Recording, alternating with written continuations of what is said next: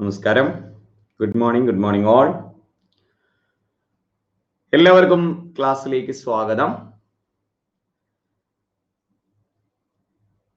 Yes, പതിവില്ലാതെയാണ് ഈ ഒരു സമയത്ത് നമ്മൾ ക്ലാസ്സിലേക്ക് വരുന്നത്. നമ്മുടെ റെഗുലർ ടൈം അല്ല. അതുകൊണ്ട് തന്നെ എത്രത്തോളം റെഗുലർ സ്റ്റുഡൻസ് ഇവിടെ ഉണ്ടാവും എന്നുള്ളത് കണ്ടറിയണം. കുഴപ്പമില്ല. യെസ്, നമ്മൾ ഇന്നൊരു മോഡൽ എക്സാമും ഒപ്പം ഒരു ഓറിയന്റേഷൻ, നമ്മളുടേതായിട്ടുള്ള രീതിയിലുള്ള ചെറിയൊരു ഓറിയന്റേഷനുമായി ബന്ധപ്പെട്ട കുറച്ച് കാര്യങ്ങളുമാണ് ഈ ക്ലാസ്സിൽ നമുക്ക് ചർച്ച ചെയ്യാനുള്ളത്. യെസ്, എല്ലാവരും എത്തിക്കൊണ്ടിരിക്കുകയാണ്. നമുക്ക് ഒരു മിനിറ്റ് കൂടെ വെയിറ്റ് ചെയ്യാം, എന്നിട്ട് പതിയെ ക്ലാസ് തുടങ്ങാം കേട്ടോ.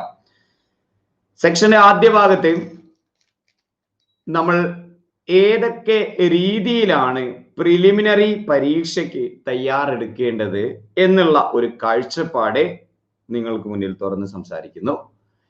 സെക്ഷന്റെ രണ്ടാമത്തെ ഭാഗത്ത് നമുക്ക് 60 മാർക്കിന്റെ ഒരു മോഡൽ പരീക്ഷയും അറ്റൻഡ് ചെയ്യാം. Okay, yes. ഇനി സെക്ഷന്റെ മൂന്നാമത്തെ ഭാഗത്ത് നിങ്ങളുടെ ഡൗട്ടുകൾ നമുക്ക് ക്ലിയർ ചെയ്യുകയും ചെയ്യാം. അതാണ് ഇന്നത്തെ ക്ലാസ് കൊണ്ട് ഉദ്ദേശിക്കുന്നത്. എല്ലാവർക്കും ഈ ഒരു ക്ലാസ്സിലേക്ക് സ്വാഗതം. നമ്മൾ സാധാരണ സ്പെഷ്യൽ ക്ലാസ്സിൽ ചെയ്യാറുള്ള പോലെ പരീക്ഷ മാത്രമല്ല, ഒരു കമ്മ്യൂണിക്കേഷൻ സെഷനാണ് ഇവിടെ ഉദ്ദേശിക്കുന്നത്. നിങ്ങളുടെ അഭിപ്രായങ്ങൾ, നിങ്ങളുടെ സംശയങ്ങൾ നിങ്ങൾക്ക് കമന്റ് ചെയ്യാം. നമുക്ക് സാധിക്കുന്ന പോലെയൊക്കെ നമുക്ക് എന്ത് ചെയ്യാം, മറുപടി നൽകി മുന്നോട്ട് പോകാം കേട്ടോ. അപ്പൊ എനിവേ, എല്ലാവരെയും ഈ ഒരു ക്ലാസ്സിലേക്ക് സ്വാഗതം ചെയ്യുന്നു. യെസ്, എല്ലാവരും വന്നുകൊണ്ടിരിക്കുകയാണ്. അപ്പൊ നമുക്കറിയാം ഫെബ്രുവരി 20-ന് എക്സാം തുടങ്ങും എന്ന് പറഞ്ഞു PSC കഴിഞ്ഞ ദിവസം നോട്ടിഫൈ ചെയ്തു അല്ലെ. കാലങ്ങളായി നമ്മൾ കാത്തിരിക്കുന്ന പരീക്ഷയാണ്. മാസങ്ങളായിട്ട് നമ്മൾ പഠിച്ചുകൊണ്ടിരിക്കുന്ന നമ്മളോട് PSC പറഞ്ഞു ഡിസംബറിൽ പ്രിലിമിനറി എന്ന് പറയുന്ന ഒരു പരീക്ഷയുണ്ട് എന്ന് ആദ്യം പറഞ്ഞു. ഡിസംബറിൽ പ്രിലിമിനറി എക്സാം ഉണ്ടെന്ന് പറഞ്ഞ് പഠനം തുടങ്ങി. സിലബസ് ഓറിയന്റഡ് ആയിട്ടുള്ള പഠിച്ചു തുടങ്ങിയ നമ്മളോട് ഡിസംബറിൽ കൊറോണ പറഞ്ഞു ഡിസംബറിൽ പരീക്ഷയില്ല, പരീക്ഷ ഫെബ്രുവരിയിലേക്ക് മാറ്റിയിട്ടുണ്ട് എന്ന് പറഞ്ഞു. അങ്ങനെ വീണ്ടും നമ്മൾ പഠിച്ചു, ഉള്ള എനർജി ഒക്കെ വെച്ച് പഠിച്ച് മുന്നോട്ട് പോകുന്നു. ജനുവരി ആദ്യ വാരം കഴിഞ്ഞിട്ടും ഡേറ്റ് ഒന്നും വരുന്നില്ല. യെസ്, അപ്പോ ഒരുപാട് റൂമറുകൾ കേൾക്കുന്നു. പരീക്ഷ ഇനി ഇപ്പോഴൊന്നും ഇല്ല, മാറ്റിവെക്കും, ഇലക്ഷൻ ആണ്, SSLC പരീക്ഷയാണ്, അതൊക്കെ കഴിഞ്ഞ് ജൂൺ ജൂലൈയിലേക്കൊക്കെ എത്തും എന്ന് പറഞ്ഞ് ഒരു വിഭാഗം പറയുന്നു.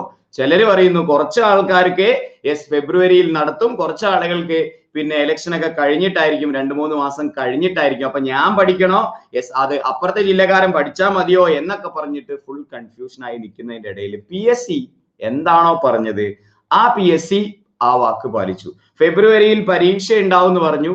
ഫെബ്രുവരിയിൽ തന്നെ പരീക്ഷ തുടങ്ങാൻ PSC തീരുമാനിച്ചു. 4 ഘട്ടങ്ങളായിട്ട് PSC ഡേറ്റും പ്രഖ്യാപിച്ചു. ഓക്കെ, അപ്പോഴും നമ്മുടെ സംശയങ്ങൾ തീരുന്നില്ല. നമ്മുടെ സംശയം എന്റെ ജില്ലക്ക് ഫെബ്രുവരി 20-ന് ഉണ്ടോ, അതോ ഞാൻ ഒന്നും കൂടെ ഒക്കെ റിലാക്സ് ചെയ്ത് പഠിച്ചാൽ മതിയോ എന്ന സംശയമായിട്ടാണ്. പിന്നെ നമുക്ക് അതാണല്ലോ സംശയം. ഇതിനെ വളക്കൂറുണ്ടാക്കാൻ വേണ്ടിയിട്ട് കുറേയധികം യൂട്യൂബ് ചാനലുകളും ഈ സമയത്ത് ട്രെൻഡിങ് ആയിട്ട് വരികയുണ്ടായി. കാരണം അവർക്ക് ന്യൂസുകളാണ് വേണ്ടത്. ഓക്കെ, നിങ്ങൾ അതൊന്നും ബോധർ ചെയ്യണ്ട. ഞാൻ ആദ്യം ആ ഡേറ്റ് വന്ന നോട്ടിഫിക്കേഷന്റെ ഇമേജ് വെച്ച് തുടങ്ങാനായിരുന്നു ഇന്നത്തെ ക്ലാസ് വിചാരിച്ചിട്ടുണ്ടായിരുന്നത്. പക്ഷേ അത് ഞാൻ ഒഴിവാക്കി മനഃപൂർവ്വം. കാരണം നമ്മുടെ മുന്നിൽ ഒരൊറ്റ ഡേറ്റേ ഉള്ളൂ, ഫെബ്രുവരി 20. ഓക്കെ, ഏകദേശം പറയുകയാണെങ്കിൽ ഈ 30 ദിവസമായിരുന്നു, 2 ദിവസം കഴിഞ്ഞു. ഇനി 28 ദിവസം മാത്രമാണ് നമ്മുടെ പരീക്ഷയ്ക്കുള്ളത് എന്ന് വിചാരിച്ചു വേണം നമ്മൾ പഠനം തുടങ്ങാൻ എന്ന ഇൻട്രഡക്ഷനോട് കൂടിയിട്ട് നമ്മൾ എന്ത് ചെയ്യാണ്, ഇന്നത്തെ സെഷൻ സ്റ്റാർട്ട് ചെയ്യാണ്. ഞാൻ ആദ്യം പറഞ്ഞ പോലെ തന്നെ നോർമലി നമ്മൾ ചെയ്യാറുള്ള പോലെ കുറേയധികം ചോദ്യങ്ങൾ ചെയ്യുക എന്നുള്ളതല്ല ഈ ക്ലാസ് കൊണ്ട് ഉദ്ദേശിക്കുന്നത്. ക്യാപ്ഷനിൽ കാണുന്ന പോലെ തന്നെ നിങ്ങൾക്കറിയാം പ്രിലിമിനറിയിലെ ജേതാക്കൾ എങ്ങനെ പഠിക്കുന്നവരാണ് എന്നുള്ളതിന് സജഷൻ ആയിട്ട് നമുക്ക് കുറച്ച് കാര്യങ്ങൾ ചർച്ച ചെയ്യാനുണ്ട്. സിലബസ് ആവശ്യക്കാർക്ക് എന്ത് ചെയ്യാം, ഡൗൺലോഡ് ചെയ്തെടുക്കാം. ക്ലാസ്സിന്റെ രണ്ടാമത്തെ ഭാഗത്തെ ടോപ്പിക്കിലേക്ക് പോകുന്നതിന് മുമ്പ് നമുക്ക് എന്ത് ചെയ്യാം, സിലബസിനെ കുറിച്ച് പറയാം. കാരണം ഒരുപാട് ആളെ ഒരു വിധത്തിലെല്ലാം കാണാതെ പഠിച്ചിട്ടുണ്ട് സിലബസ്. അത്രയും സമയം നമുക്ക് കിട്ടിയിട്ടുണ്ട്. അതുകൊണ്ട് സിലബസ് എക്സ്പ്ലെയിൻ ചെയ്ത സമയം ഞാൻ കളയുന്നില്ല. നമുക്ക് പ്രധാനമായിട്ടും ആദ്യത്തെ ഒരു 10 മിനിറ്റിൽ നിങ്ങളുമായിട്ട് കമ്മ്യൂണിക്കേറ്റ് ചെയ്യാൻ ഉദ്ദേശിക്കുന്നത് ഇത്രയും കാര്യങ്ങളാണ്. ഓക്കെ, ഡേറ്റിനെ കുറിച്ചുള്ള കാര്യങ്ങൾ ഇപ്പൊ ഞാൻ ഓൾറെഡി പറഞ്ഞു. ബാക്കിയുള്ള കാര്യങ്ങൾ നമുക്ക് എന്ത് ചെയ്യാം, ഒന്ന് കമ്മ്യൂണിക്കേറ്റ് ചെയ്യാം. നിങ്ങൾക്ക് എന്തെങ്കിലും അഭിപ്രായങ്ങൾ ഉണ്ടെങ്കിൽ നിങ്ങൾക്ക് എന്ത് ചെയ്യാം, ചോദിക്കുകയും ചെയ്യാം. നമുക്ക് ഒന്നിച്ച് പറഞ്ഞ് മുന്നോട്ട് പോകാം. ഓക്കെ, അപ്പൊ ഞാൻ പറഞ്ഞല്ലോ പരീക്ഷ ഡേറ്റ് 4 PSC പറഞ്ഞിട്ടുണ്ട്. പക്ഷെ നമുക്ക് മുന്നിൽ ഒരൊറ്റ ഡേറ്റേ ഉള്ളൂ. ഏതാണ്? ഫെബ്രുവരി 20. ഓക്കെ, നമുക്ക് മുന്നിൽ ഒരൊറ്റ ഡേറ്റേ ഉള്ളൂ, ഫെബ്രുവരി 20. 25 മാർച്ചിലേക്ക് പോകും. അപ്പൊ എനിക്ക് കുറച്ചും കൂടെ സമയം ഉണ്ടാവുന്നൊന്നുമില്ല. യെസ്, അപ്പോ അതിലും പല ന്യൂസുകൾ കേൾക്കുന്നുണ്ട്. ആ ന്യൂസിലേക്ക് പോകാതെ ഡേറ്റ് 30 ദിവസം വെച്ച് പഠിക്കുക. ഇനി നിങ്ങളുടെ ഡേറ്റ് കുറച്ച് അപ്പുറത്തേക്ക് മാറുകയാണെങ്കിൽ അത് ബോണസ് ആയി മാത്രം കണക്കൂട്ടുക, അത് റിവിഷന് വേണ്ടി മാത്രം എടുക്കുക. 30 ദിവസം കഴിയുമ്പോഴത്തേക്കും, അതായത് ഫെബ്രുവരി 19 ആകുമ്പോഴത്തേക്കും നിങ്ങളുടെ ടോപ്പിക്ക് നിങ്ങൾ പഠിച്ച് തീരണം എന്നുള്ളതല്ലാതെ വേറെ ഒന്നും ഇപ്പൊ ചിന്തിക്കണ്ട. ബാക്കി കിട്ടുകയാണെങ്കിൽ അത് ബോണസ്. പക്ഷെ 30 ദിവസത്തിനുള്ളിൽ പോർഷൻസ് ഫുള്ള് പഠിച്ച് തീർന്നിട്ടുണ്ടാവണം എന്ന് ആദ്യം തന്നെ ഉറപ്പിച്ച് പറയുന്നു. കാരണം പിന്നെ ആ സമയത്ത് വരുന്ന ന്യൂസുകളും കോലാഹലങ്ങളും നോക്കി വെറുതെ സമയം കളയുന്ന എന്തിനാ, നമുക്ക് നമ്മുടെ വഴിക്ക് അങ്ങ് പോകാം കേട്ടോ. ഇനി ലെവൽ ഓഫ് ക്വസ്റ്റ്യൻസ് ചുമ്മാ ഓരോരോ പോയിന്റുകളായിട്ട് ഇവിടെ എഴുതിയിരിക്കുന്നത് മാത്രം നമുക്ക് അതിൽ ഇങ്ങനെ പറഞ്ഞു പോകാം. ഓക്കെ, ഏത് രീതിയിലുള്ള ചോദ്യങ്ങളാണ് പ്രിലിമിനറി സിലബസിലുള്ള പരീക്ഷയ്ക്ക് അല്ലെങ്കിൽ പ്രിലിമിനറി എക്സാമിന് നമുക്ക് പ്രതീക്ഷിക്കാൻ സാധിക്കുക? നമ്മൾ എല്ലാവരും കൂടുതൽ കണ്ടന്റുകൾ തേടി പോകുന്നവരാണ് അല്ലെ? ഏറ്റവും കൂടുതൽ കണ്ടന്റുകൾ എവിടെയാണോ, ഏത് ക്ലാസ്സിലാണുള്ളത്, അങ്ങോട്ട് പോകാം എന്ന് പറയുന്നത് ഒരു നോർമൽ സ്ട്രാറ്റജിയാണ്. ഓക്കെ, പക്ഷേ പ്രിലിമിനറിയുടെ സിലബസിൽ എത്തരം ചോദ്യങ്ങൾ നമുക്ക് പ്രതീക്ഷിക്കാൻ പറ്റും എന്നറിയോ? എത്തരം ചോദ്യങ്ങൾ പ്രതീക്ഷിക്കാം? കാരണം ഇതിൽ LDCക്കാര് മാത്രമല്ല പരീക്ഷ എഴുതുന്നത് അല്ലെ? നിങ്ങൾക്ക് അറിയാവുന്ന കാര്യം തന്നെയാണ്. ഇതിൽ ബേസിക് ലെവലിലെ എക്സാം എഴുതുന്ന കുറെ അധികം കൂട്ടുകാരും ഈ പരീക്ഷ അറ്റൻഡ് ചെയ്യുന്നുണ്ട്. അതുകൊണ്ട് തന്നെ ബേസിലേക്ക് ഇറങ്ങി പഠിച്ച് ബേസിക് ആയിട്ടുള്ള കാര്യങ്ങൾ, അടിസ്ഥാനപരമായ കാര്യങ്ങൾക്ക് ഇമ്പോർട്ടൻസ് കൊടുക്കണം. എങ്കിലും നമ്മൾ ഇമ്പോർട്ടന്റ് ആയിട്ടുള്ള ചില ക്വസ്റ്റ്യൻ കാണുമ്പോൾ നമുക്ക് തോന്നുന്ന ആൻസർ ആയിരിക്കില്ല അതിന്റെ ഉത്തരത്തിൽ, പക്ഷെ ആ ചോദ്യം സിമ്പിൾ ആയിരിക്കും. ഒരു ഉദാഹരണത്തിൽ നിന്ന് നമുക്ക് സ്റ്റാർട്ട് ചെയ്യാം. ഞാൻ ഇതിന് ആൻസർ നിങ്ങൾ കമന്റ് ചെയ്യരുത്, ഇതിന് ആൻസർ കമന്റ് ചെയ്യരുത്. ഞാൻ എന്താണ് ഉദ്ദേശിക്കുന്നത് എന്നുള്ളത് നിങ്ങൾക്ക് എന്ത് ചെയ്യാം, പറഞ്ഞു തരാം. ഓക്കെ, ഇവിടെ ഒരു ചോദ്യം ചോദിക്കുകയാണ്. സസ്യങ്ങൾ ശ്വസനത്തിന്റെ ഭാഗമായി പുറത്തുവിടുന്ന വാതകം ഏതാണ്? സസ്യങ്ങൾ ശ്വസനത്തിന്റെ ഭാഗമായി പുറത്തുവിടുന്ന വാതകം ഏതാണ്? നിങ്ങൾക്ക് ഈ ഉത്തരം പോൾ ചെയ്യാം. കമന്റ് ചെയ്യാൻ ഞാൻ പറഞ്ഞില്ല, പോൾ ചെയ്യാം. സസ്യങ്ങൾ ശ്വസനത്തിന്റെ ഭാഗമായി പുറത്തുവിടുന്ന വാതകം ഏത് എന്നുള്ള ഒരു ചോദ്യം PSC ചോദിക്കുകയാണെന്ന് വിചാരിക്കുക. ഓക്കെ, ഈ ചോദ്യം സിമ്പിൾ ആണോ? ഈ ചോദ്യം സിമ്പിൾ ആണോ? വളരെ സിമ്പിൾ ആണ്. പക്ഷേ നിങ്ങൾ നോക്കിയേ, ഏകദേശം ഒരു 1000-ഓളം ആളുകൾ, ഒരു ആവറേജ് കണക്കെടുക്കാം നമുക്ക്. 1000-ഓളം ആളുകൾ ഈ ക്ലാസ് അറ്റൻഡ് ചെയ്തു ഇപ്പോ. ഓക്കെ, അതില് 25% ആളുകള്, 26% ആളുകള് ഈ ബേസിക് ക്വസ്റ്റ്യൻ തെറ്റിച്ചു. ഓക്കെ, 26% എന്ന് പറയുമ്പോ 260-250ഓളം ആളുകളെ ഇത് തെറ്റിച്ചു. കാരണം എന്താ? ഇവർക്ക് ഇത് അറിയാത്തത് കൊണ്ടാണോ? അല്ല, ഈ ചോദ്യം വളരെ സിമ്പിൾ ആയതുകൊണ്ടാണ് അല്ലെ? യെസ്, സസ്യങ്ങൾ പുറത്തേക്ക് വിടുന്നത് ഓക്സിജൻ ആണെന്നുള്ളത് അറിയാം. പക്ഷെ അത് എപ്പോഴാണ്? അത് പ്രകാശ സംശ്ലേഷണത്തിന്റെ സമയത്താണ്. പ്രകാശ സംശ്ലേഷണം നടക്കുമ്പോഴാണ് സസ്യങ്ങൾ എന്ത് ചെയ്യുന്നത്? യെസ്, ഓക്സിജൻ പുറത്തേക്ക് വിടുന്നത്. ശ്വസനത്തിന്റെ സമയത്ത് മനുഷ്യരാണെങ്കിലും സസ്യങ്ങളാണെങ്കിലും എല്ലാം, യെസ് ഓക്കെ, സസ്യങ്ങളാണെങ്കിലും മനുഷ്യരാണെങ്കിലും എല്ലാം പുറത്തേക്ക് വിടുന്നത് ഏതാണ്? കാർബൺ ഡൈ ഓക്സൈഡ് ആണ്. ഈ ഒരു ചോദ്യം SCERT-യിൽ നിന്ന് PSC ചോദിച്ചതാണ്. അതിന്റെ ലെവൽ എന്ന് പറയുന്നത് ബേസിക് തന്നെയാണ്, ലെവൽ എന്ന് പറയുന്നത് സിമ്പിൾ തന്നെയാണ്. പക്ഷേ നമ്മൾ ഏത് രീതിയിലാണ് ആ ചോദ്യത്തെ നോക്കിക്കാണുന്നത്, അല്ലെങ്കിൽ നമ്മൾ എത്രത്തോളം ആക്രാന്തത്തോട് കൂടിയിട്ടാണ് ആ ക്വസ്റ്റ്യൻ അപ്രോച്ച് ചെയ്യുന്നത് എന്നതിനനുസരിച്ചിരിക്കും. പുറത്തേക്ക് വിടുന്നതല്ലേ, അതെനിക്കറിയാം, സസ്യങ്ങളാണെങ്കിൽ ഓക്സിജൻ, മനുഷ്യരാണെങ്കിൽ കാർബൺ ഡൈ ഓക്സൈഡ്, കിടക്കട്ടെ എന്ന് പറഞ്ഞിട്ട് എന്ത് ചെയ്യും? ഓക്സിജൻ അങ്ങോട്ട് പോൾ ചെയ്യും. പോൾ ചെയ്ത് യെസ്, അത് നമ്മൾ എക്സാം ഹാളിൽ നമ്മൾ എന്ത് ചെയ്യും? കറുപ്പിക്കുകയും ചെയ്യും. അപ്പോ അത്തരം ചോദ്യങ്ങളെ ഭയക്കുക. ഓക്കെ, അത്തരം ചോദ്യങ്ങളെ ഭയന്നിട്ട് എന്ത് ചെയ്യുക? ഒന്ന് ശ്രദ്ധിച്ച് സിമ്പിൾ ക്വസ്റ്റ്യൻസ് ആണെങ്കിൽ കൂടിയും ഓരോ ചോദ്യങ്ങൾ അറ്റൻഡ് ചെയ്യുമ്പോഴും അതിലുള്ള ഒരു ശ്രദ്ധ എല്ലാവരും ചെലുത്തണം എന്നുള്ളതാണ് ആദ്യമായിട്ട് പറയാനുള്ളത്. അപ്പൊ ഞാൻ പറഞ്ഞു, ലെവൽ ഓഫ് ക്വസ്റ്റ്യൻ എന്ന് പറയുന്നത് ബേസിക് ക്വസ്റ്റ്യൻ ആണ്. പിന്നെ അടിസ്ഥാനപരമായ ചോദ്യങ്ങളായിരിക്കും. പക്ഷെ അടിസ്ഥാനപരമായ ചോദ്യങ്ങളിലും നിങ്ങൾ എന്ത് ചെയ്യണം? നിങ്ങൾ ഒരു ശ്രദ്ധ പുലർത്തണം എന്നുള്ളതാണ് ആദ്യ ഭാഗത്ത് പറയാനുള്ളത്. പിന്നെ നമുക്കറിയാം, സിലബസ് എന്ന് പറയുന്നത് നമ്മൾ കണ്ടതാണ്. വളരെ കുറച്ച് മാത്രമേ സിലബസിൽ കൊടുത്തിട്ടുള്ളൂ. അതുകൊണ്ട് തന്നെ അതിന്റെ ഇടയിലേക്ക് ഡീപ്പായിട്ട് ഇറങ്ങിപ്പോയി പഠിക്കേണ്ടതില്ല പ്രിലിമിനറിക്ക് കേട്ടോ. പ്രിലിമിനറിക്ക് ആണെങ്കിൽ അതിന്റെ ഇടയിലേക്ക്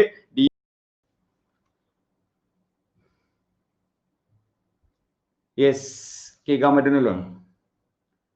ഓക്കെ, യെസ് എന്താണെന്ന് അറിയില്ല, നെറ്റ്വർക്ക് ഒന്ന് റീഫ്രഷ് ആയതാണ്.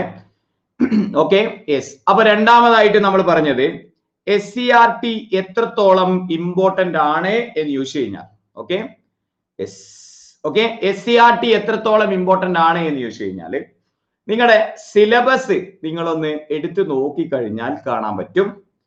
സിലബസ് അത് എടുത്തിരിക്കുന്നത് SCERT ടെക്സ്റ്റ് ബുക്കിൽ നിന്നാണ് എന്ന് നമുക്ക് കാണാൻ പറ്റും. കാരണം ഓരോ ടോപ്പിക്കും, ഒരു ഉദാഹരണം വ്യക്തമായി പറയുകയാണെങ്കിൽ നമ്മുടെ ഭരണഘടനയുടെ സിലബസ് എടുത്ത് പരിശോധിച്ച് നോക്കിക്കഴിഞ്ഞാൽ അതിൽ ഭരണഘടനയുടെ സിലബസ് എടുത്ത് പരിശോധിച്ച് നോക്കിക്കഴിഞ്ഞാൽ അതിൽ കൊടുത്തിരിക്കുന്ന മനുഷ്യാവകാശം, വിവരാവകാശം എന്ന് പറയുന്ന ടോപ്പിക്കുകളൊക്കെ നമ്മൾ SCERTയിൽ എന്താണോ പഠിക്കാനുള്ളത് അത് മാത്രം എടുത്ത് പറഞ്ഞിരിക്കുന്ന പോലെ നമുക്ക് തോന്നും. ഒരു ചെറിയ ഉദാഹരണം മാത്രം പറഞ്ഞു, അത് വിചാരിച്ച് SCERT മാത്രം പരീക്ഷയ്ക്ക് എന്നല്ല ഞാൻ പറഞ്ഞു വരുന്നത്.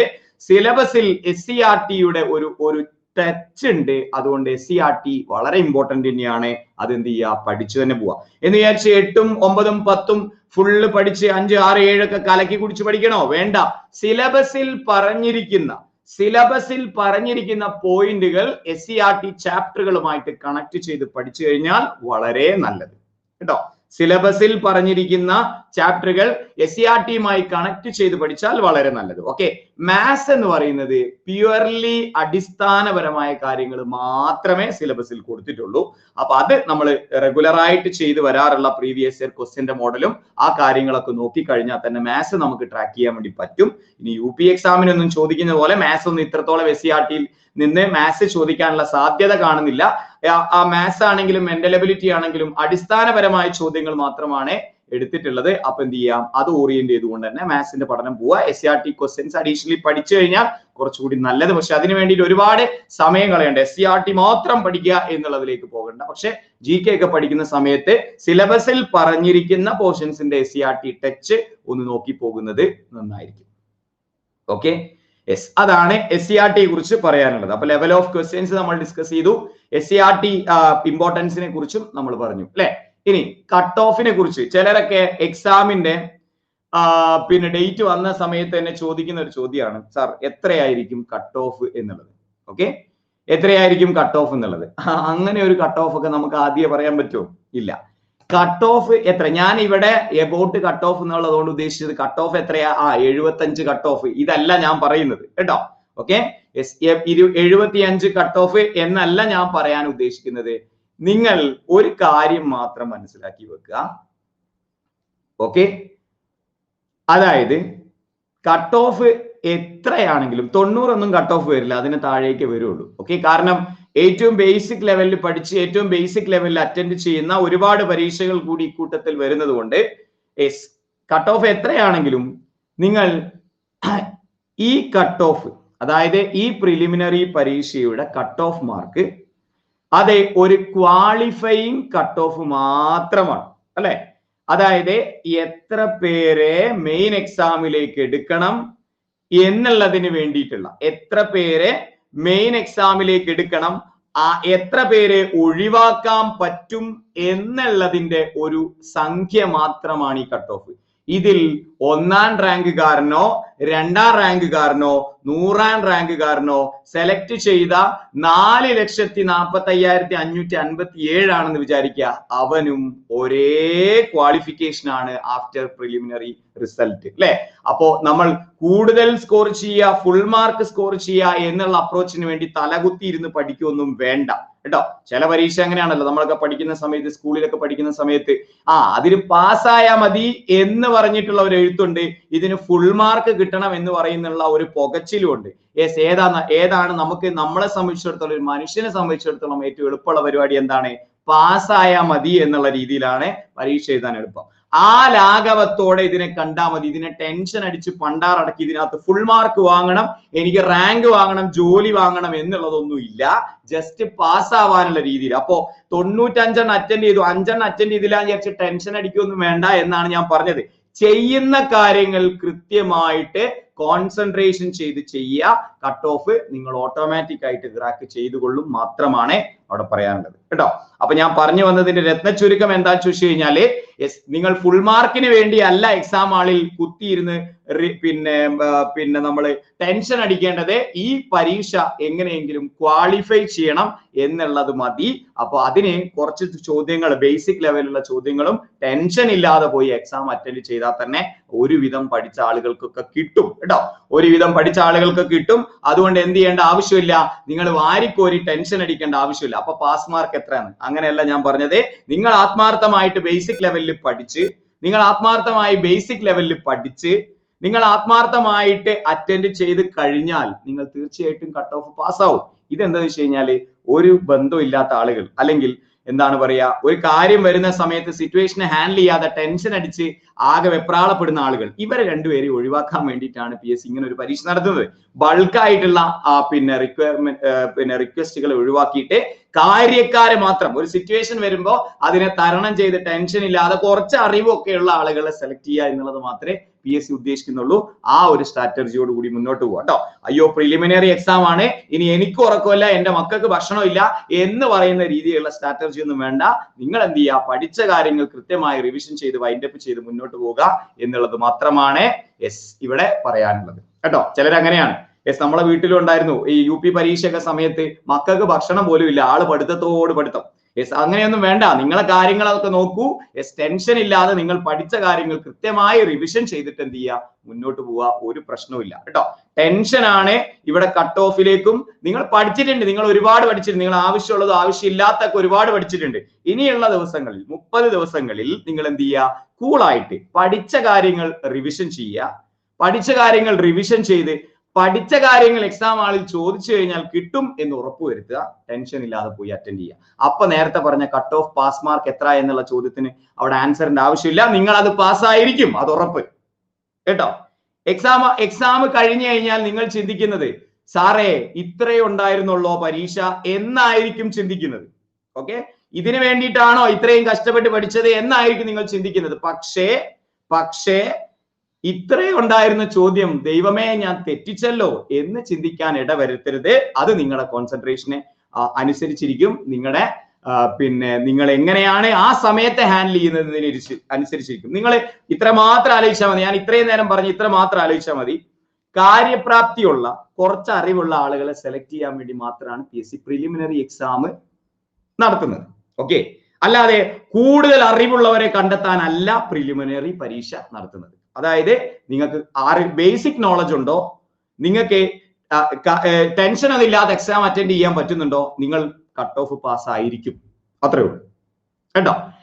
ഇനി importance of current affairs. Okay, അതിലേക്ക് പോകുന്നതിന് മുമ്പ് നമുക്ക് സിലബസ് ജസ്റ്റ് ഒന്ന് പറഞ്ഞു പോകാം. ഇന്നൊരു മോഡൽ എക്സാം കൂടി ഉണ്ട്. ഒരു 60 മാർക്കിന്റെ അല്ലെങ്കിൽ 50 മാർക്കിന്റെ സമയത്തിനനുസരിച്ച് ഒരു മോഡൽ എക്സാം കൂടി നടത്താം. സിലബസ് ഞാൻ നിങ്ങൾക്ക് ഇനിയും പറഞ്ഞു തരേണ്ട ആവശ്യമില്ല, ഇഷ്ടംപോലെ തവണ നിങ്ങൾ കേട്ടിട്ടുണ്ട്. അതില് ഇന്ത്യ ജോഗ്രഫി, ഞാൻ ഇവിടെ നിന്ന് തുടങ്ങുന്നു. ഇന്ത്യ ജോഗ്രഫി, ഇന്ത്യയുടെ ചരിത്രം ഡീറ്റെയിൽ ആയിട്ട് പറയുന്നില്ല. എല്ലാ ടീച്ചേഴ്സും ഒരുപാട് പറഞ്ഞു കേട്ട് മടുത്തതാണിത് അല്ലെ. ഇനി ഒരു പൗരന്റെ അതായത് ഭരണഘടന, കേരളം ജോഗ്രഫി, ഇന്ത്യൻ സ്വാതന്ത്ര്യ സമരവുമായി ബന്ധപ്പെട്ട് കേരള ചരിത്രം, അതുപോലെ തന്നെ കേരള നവോത്ഥാനം. ഓക്കെ, അതുപോലെ തന്നെ നാച്ചുറൽ സയൻസും ഉണ്ട്, ഫിസിക്കൽ സയൻസും ഉണ്ട്, പിന്നീട് മാത്സിൽ നിന്നുള്ള ടോപ്പിക്കുകളും ഉണ്ട്. ഓക്കെ, ഇനി ഞാനിവിടെ ഇത് സിലബസ് ഞാൻ എടുത്ത് പറയുന്നില്ല, ഞാൻ മനഃപൂർവ്വം ഒഴിവാക്കുക തന്നെയാണ്, കാരണം നമ്മൾക്കത് അറിയാം. ഓക്കെ, ഇനി സിലബസ് ഒന്നും കാണാത്തവരായിട്ട് ആരും ഈ ക്ലാസ്സിൽ ഇല്ല എന്ന് വിചാരിക്കുന്നു. Okay, importance of current affairs എന്നുള്ള ഒരു സെക്ഷൻ ഇവിടെ കൊടുക്കാൻ കാരണം എന്താണെന്ന് ചോദിച്ചു കഴിഞ്ഞാൽ, നമ്മളെ 10 സെക്ഷൻസ് ആണുള്ളത്. ചുരുക്കി പറയുകയാണെങ്കിൽ അതിനകത്ത് 2 സെക്ഷൻ മാത്സിലാണ്, 20 മാർക്ക് മാത്സിലാണ്. ഓക്കെ, എല്ലാവർക്കും അറിയാലോ മാത്സിലാണ് 2 section. Maths 10 mark, mental ability 10 mark, 20 mark. ഇനി നമുക്കറിയാം India geography and history 2 section ഉണ്ട്, അവിടെയും 20 mark. Kerala geography and history including നവോത്ഥാനം 20 മാർക്ക്. ഓക്കെ, ഇനി natural science biology plus ecology 10 mark. Physical science അതായത് ഫിസിക്സും കെമിസ്ട്രിയും കൂടി ഒരു സെക്ഷൻ 10 മാർക്ക്. ഓക്കെ, അപ്പോ 20 mark, 40 mark, 60 mark, 70 mark, 60 mark, 70 mark, 80 mark. Okay, yes. ഇനി ഭരണഘടന അല്ലെ, ഭരണഘടന ഒരു സെക്ഷൻ 10 മാർക്ക്. അപ്പൊ എത്രയായി? യെസ്, 2, 4, 6, 8, 9 90 മാർക്ക് ആയി. ഇതിൽ ബാക്കിയുള്ളത് കറണ്ട് അഫയേഴ്സ് ആണ്. ഇതിങ്ങനെ എടുത്തു പറയാൻ കാരണം എന്താണെന്ന് വെച്ച് കഴിഞ്ഞാല്, ശ്രദ്ധിക്കുക, നിങ്ങളെ പേടിപ്പെടുത്താൻ വേണ്ടി പറയുന്നതല്ല. ഈ 90 മാർക്കിൽ മാത്സ് കുറച്ചറിയുന്ന ആളുകൾക്ക്, ഓക്കെ, മാത്സ് കുറച്ച് അറിയുന്ന ആളുകൾക്ക്, അല്ലെങ്കിൽ വേണ്ട രീതിയിൽ പ്രിപ്പയർ ചെയ്ത ആളുകൾക്ക്, നിങ്ങൾ അറിയില്ലെങ്കിലും വേണ്ട രീതിയിൽ പ്രിപ്പയർ ചെയ്തിട്ടുണ്ടെങ്കിൽ കുഴപ്പമൊന്നുമില്ല. ഈ 90ൽ ഈ 90ൽ ഒരു മിനിമം മാർക്ക് കിട്ടും. എത്രയാന്ന് ഞാൻ പറയുന്നില്ല, ഒരു മിനിമം മാർക്ക് കിട്ടും. കാരണം ഇതെല്ലാവരും എല്ലാ കാലങ്ങളിലും കാലങ്ങളായി പഠിച്ചു വരുന്ന ഒരു രീതിക്കനുസരിച്ചുള്ള ചോദ്യങ്ങളും ഈ ഒരു രീതിക്കനുസരിച്ചുള്ള ക്വസ്റ്റ്യൻസും ഒക്കെ ആണ്. മീൻസ് പിന്നെ ഒരു രീതിക്കനുസരിച്ചുള്ള ഒരു ലെവലൊക്കെ ആണെങ്കിൽ ഒരുവിധ ആളുകൾക്കൊക്കെ ഏകദേശം ഒരേ റേഞ്ചിലായിരിക്കും മാർക്കുകൾ. ഇത് എന്റെ ഒരു കാഴ്ചപ്പാട് ഞാൻ പറയുകയാണെ. ഓക്കെ, ഇത് ശരിയാണെന്ന് എനിക്ക് 100% ശരിയാണെന്ന് അഭിപ്രായമില്ല, ഒരു കാഴ്ചപ്പാട് പറയാം അല്ലെ. അതിൽ തന്നെ മാത്സ് ബുദ്ധിമുട്ടുള്ള ആളുകൾ ഉണ്ടാവും, ഹിസ്റ്ററി ബുദ്ധിമുട്ടുള്ള ആളുകൾ ഉണ്ടാവും, ഭരണഘടന ബുദ്ധിമുട്ടുള്ള ആളുകൾ ഉണ്ടാവും, സയൻസ് ബുദ്ധിമുട്ടുള്ള ആളുകൾ ഉണ്ടാവും. എന്നാൽ ഇതെല്ലാം എളുപ്പമുള്ള ആളുകൾ ഉണ്ടാവും, മിക്സർ ആണ്. അപ്പൊ ഒരു ആവറേജ് ആണ് ഞാൻ പറഞ്ഞത്. പക്ഷേ കറണ്ട് അഫയേഴ്സ് എന്ന് പറയുന്നത് നിങ്ങൾ എങ്ങനെ ഈ ഒരു 3-4 മാസം അല്ലെങ്കിൽ ഈ ഒരു വർഷം നിങ്ങൾ കറണ്ട് അഫയേഴ്സിനെ എങ്ങനെ പഠിച്ചു എന്നുള്ളതിനെ മാത്രം ഡിപ്പെൻഡന്റ് ആണ് അല്ലെ. അത് പ്രീവിയസ് കുറെ കാലങ്ങൾ മുമ്പേ ആയിട്ടുള്ള കാര്യങ്ങൾ പഠിച്ചു വെച്ചതുകൊണ്ട് കറണ്ട് അഫയേഴ്സ് എളുപ്പമാവോ? ഇല്ല, അങ്ങനെ ഒരു സംഭവമേ ഇല്ല കറണ്ട് അഫയേഴ്സിന് അല്ലെ.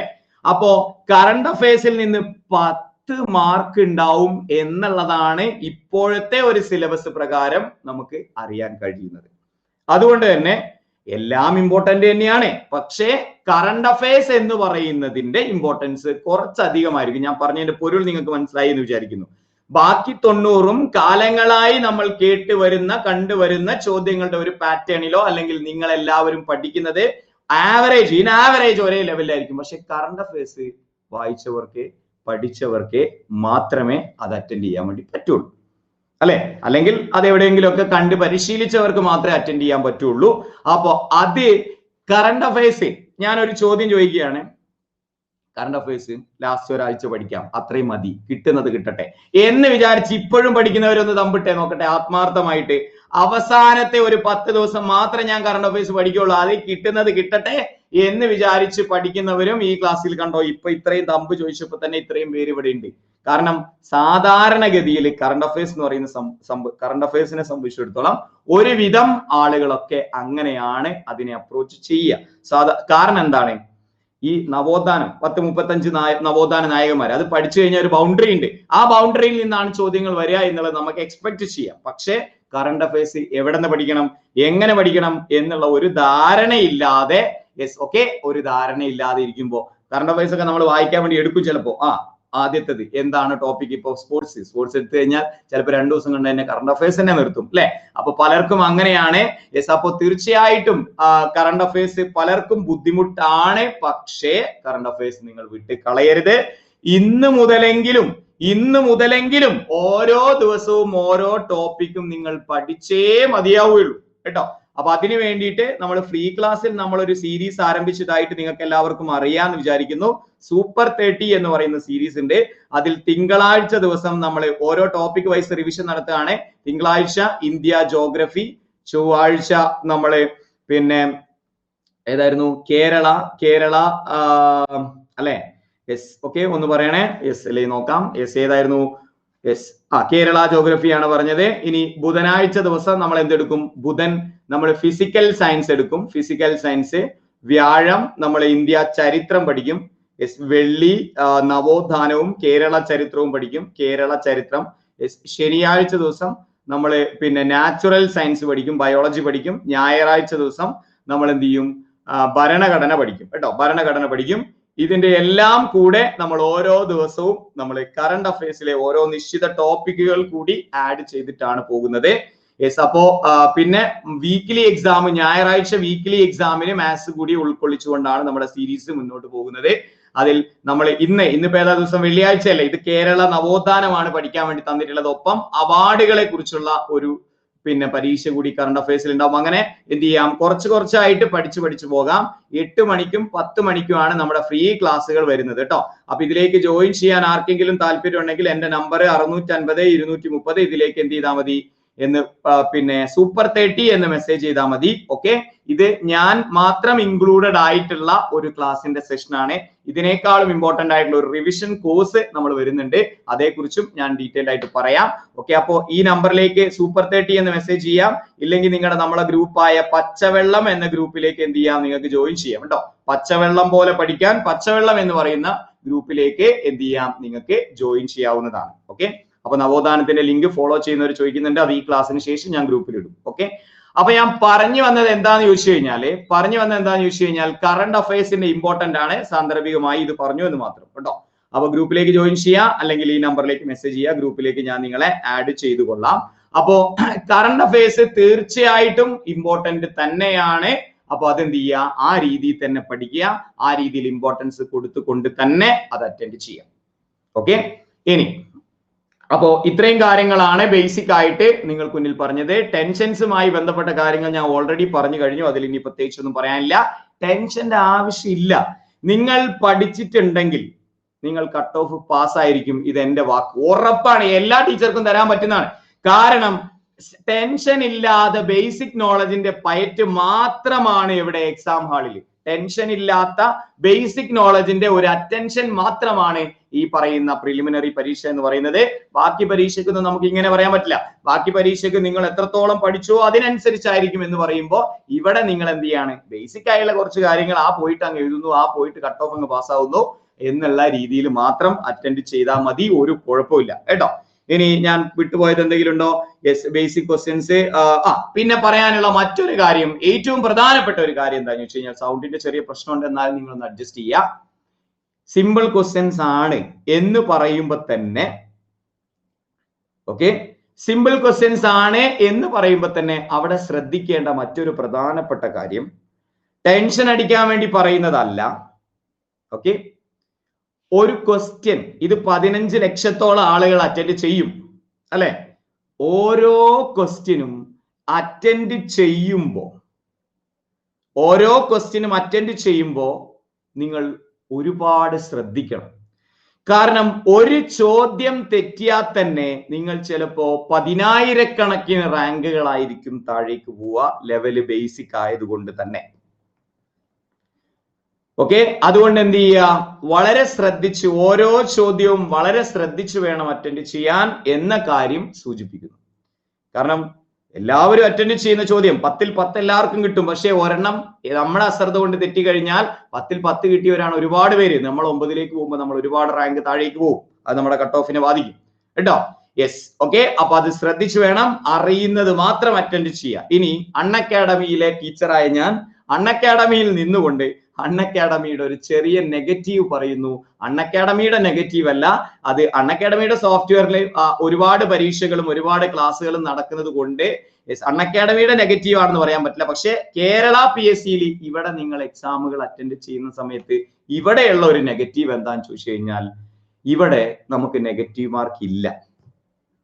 ഓക്കെ, ഏത് ടോപ്പിക് ആണെങ്കിലും 100 ചോദ്യങ്ങളുടെ പരീക്ഷ ഉണ്ടെങ്കിൽ 100 ചോദ്യവും അറ്റൻഡ് ചെയ്തിട്ടാണ്, പ്രത്യേകിച്ച് മക്കൾ അപ്പുറത്ത് കരഞ്ഞില്ല എന്നുണ്ടെങ്കിൽ, പ്രത്യേകിച്ച് ജോലി തിരക്കുകളൊന്നും ഇല്ല എന്നുണ്ടെങ്കിൽ 100 ചോദ്യങ്ങളുടെ ക്ലാസ്സിൽ 100 ചോദ്യങ്ങളും അറ്റൻഡ് ചെയ്തിട്ടാണ് നിങ്ങൾ ഇവിടുന്ന് പോകുന്നത്.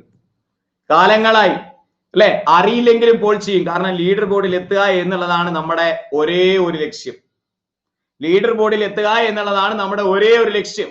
അതുകൊണ്ട് അറിഞ്ഞില്ലെങ്കിലും നമ്മൾ എന്ത് ചെയ്യും, അങ്ങ് പോൾ ചെയ്യും. ഇതാണ് ഒരു വിധം ആളുകളുടെ ഒക്കെ സ്ട്രാറ്റജി. പക്ഷേ അത് എക്സാം ഹാളിൽ വളരെയധികം പ്രശ്നം ഉണ്ടാക്കും.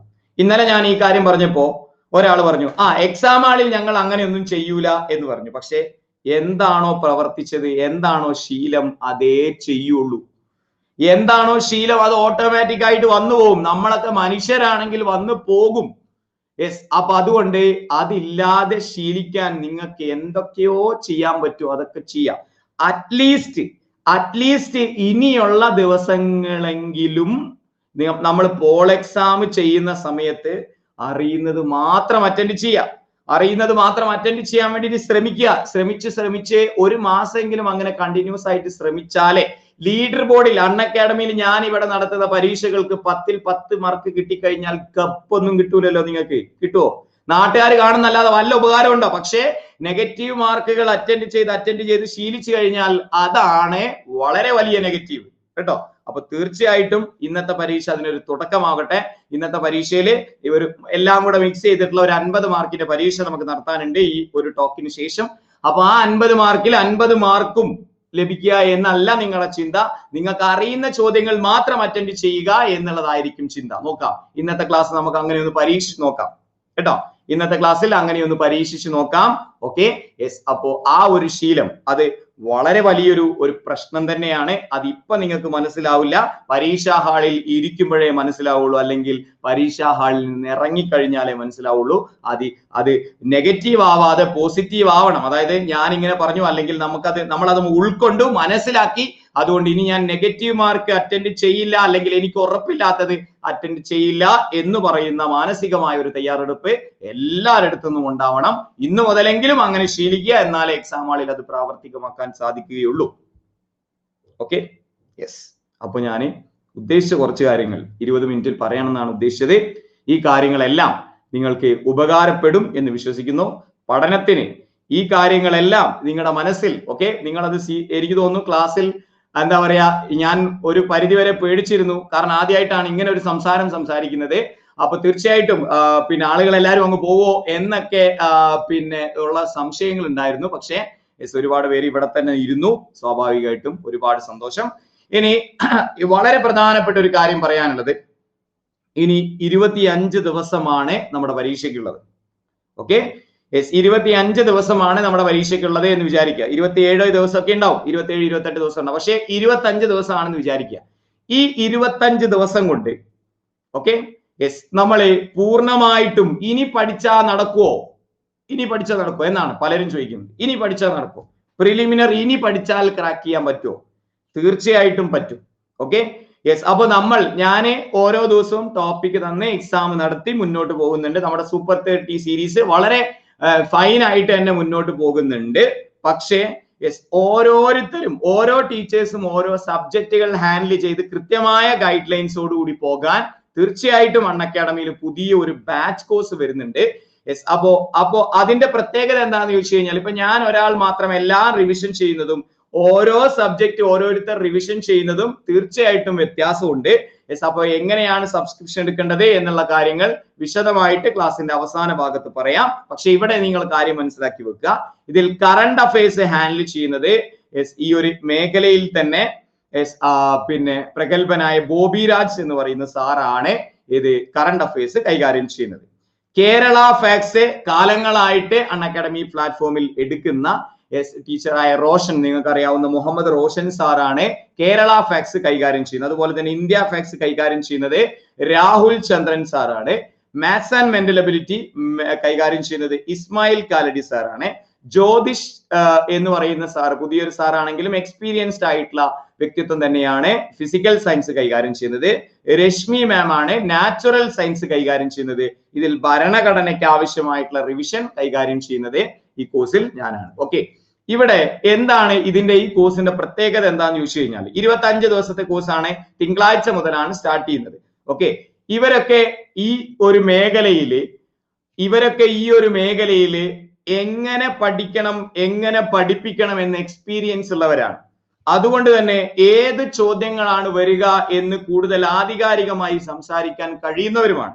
അതുകൊണ്ട് തന്നെ ഓരോ ദിവസവും നിങ്ങൾക്ക് സമയബന്ധിതമായി ഇന്നത് പഠിക്കുക, ഇപ്പോ അതിന്റെ എക്സാം, അപ്പോ അത് ഇത്ര രീതിയിൽ പഠിക്കണം, അങ്ങനെ സമയബന്ധിതമായി ഓരോ ടോപ്പിക്കും കവർ ചെയ്ത് മുന്നോട്ട് കൊണ്ടുപോകാൻ ഈ പറയുന്ന ജേതാക്കളാകാൻ അൺഅക്കാഡമി പ്ലാറ്റ്ഫോമിൽ 25 ദിവസത്തെ ഈ കോഴ്സ് കൊണ്ട് നിങ്ങൾക്ക് ജേതാക്കളാകാൻ സാധിക്കും.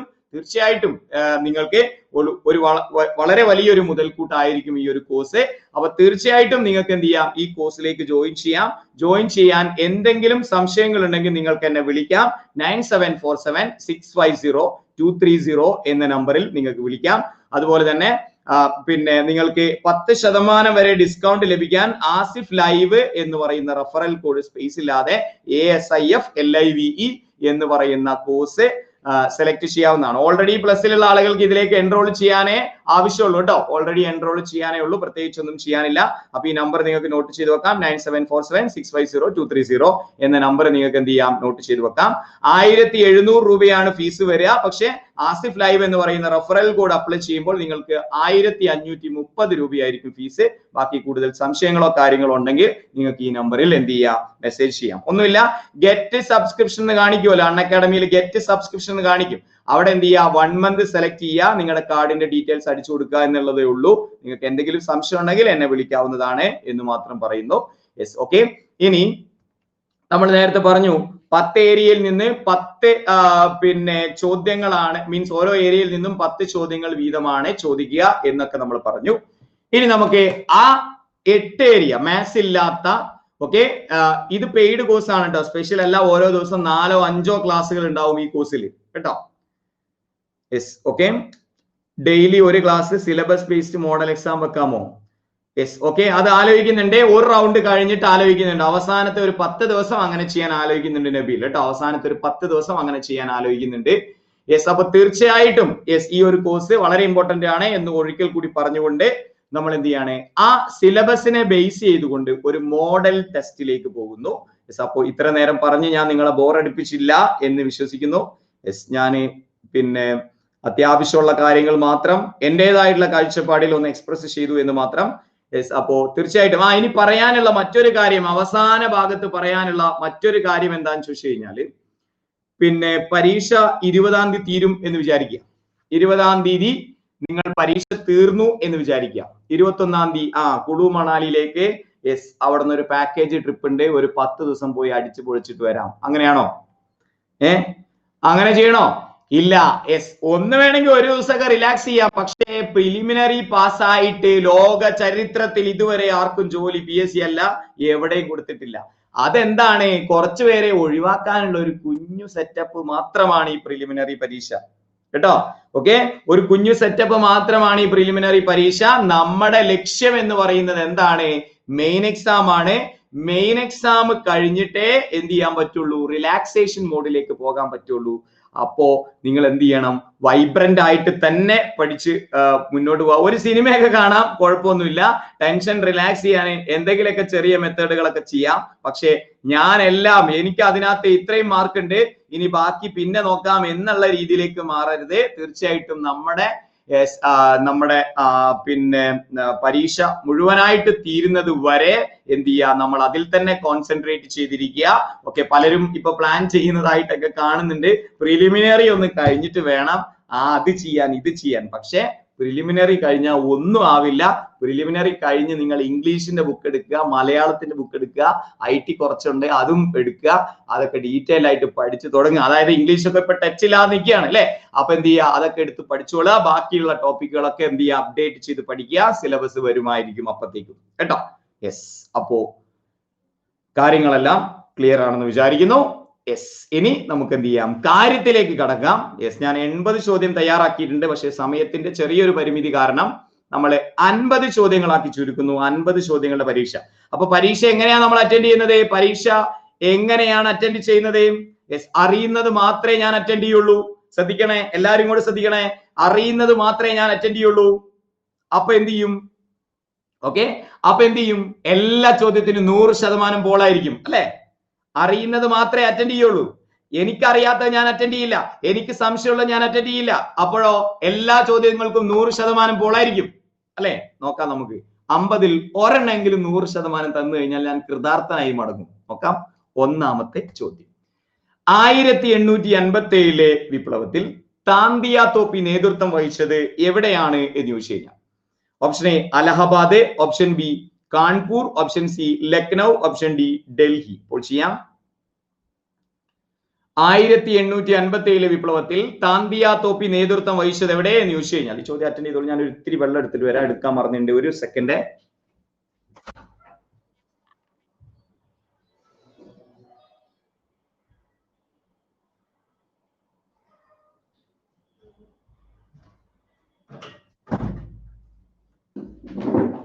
യെസ്.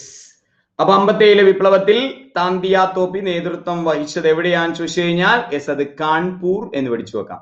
81% പോള്. ഓക്കെ, ഞാൻ ഈ പറഞ്ഞതൊക്കെ വെറുതെ ആണോ? നിങ്ങൾ പറ. ഇവിടെ നമുക്ക് ആ ടെൻഡൻസി ആണ് മക്കളെ. അതായത് അറിയില്ലെങ്കിലും ഇത് തന്നെ എന്ന് പറഞ്ഞ് അറ്റൻഡ് ചെയ്യാനുള്ള ടെൻഡൻസിയാണ് ഇവിടെ. കാലങ്ങളായിട്ട് നമ്മൾ ശീലിക്കുന്ന ശീലമാണ്. എക്സാം ആളിൽ നിങ്ങൾ ഇത് ശീലിക്കും. അത് വളരെ വലിയൊരു പ്രശ്നം തന്നെയാണ്. അല്ലെങ്കിൽ ഇപ്പൊ എനിക്ക് അറിയില്ല ഈ ചോദ്യം, എനിക്ക് ഈ ചോദ്യം സംശയമാണെന്ന് പറഞ്ഞ് ചെയ്യാതിരുന്നൂടെ? പക്ഷെ നിങ്ങൾക്ക് പറ്റുന്നില്ല. പക്ഷെ അത് പറ്റണം. പറ്റിയാലേ രക്ഷപ്പെടുള്ളൂ. ഇല്ലെങ്കിൽ നിങ്ങൾ എന്ത് ചെയ്യും? പറ്റിക്കപ്പെടും. ഓക്കെ, രണ്ടാമത്തെ ചോദ്യം ഞാൻ പറഞ്ഞ 50-ൽ ഒരെണ്ണമാണ്. 50-ൽ ഒരെണ്ണം മതി എനിക്ക് 100%. അതായത് എനിക്കറിയില്ല എന്ന് വിചാരിച്ച് ഞാൻ മാറി നിന്ന് കഴിഞ്ഞാൽ 100% കിട്ടും. പക്ഷെ നമുക്കത് പറ്റുന്നില്ല. രണ്ടാമത്തെ ചോദ്യം, ഇന്ത്യയിൽ വന നിയമം വന്നത് എപ്പോഴാണ് എന്ന് ചോദിച്ചു കഴിഞ്ഞാൽ option A 1926, option B 1927, option C 1978, option D 1972. ഇപ്പോൾ ചെയ്യാം.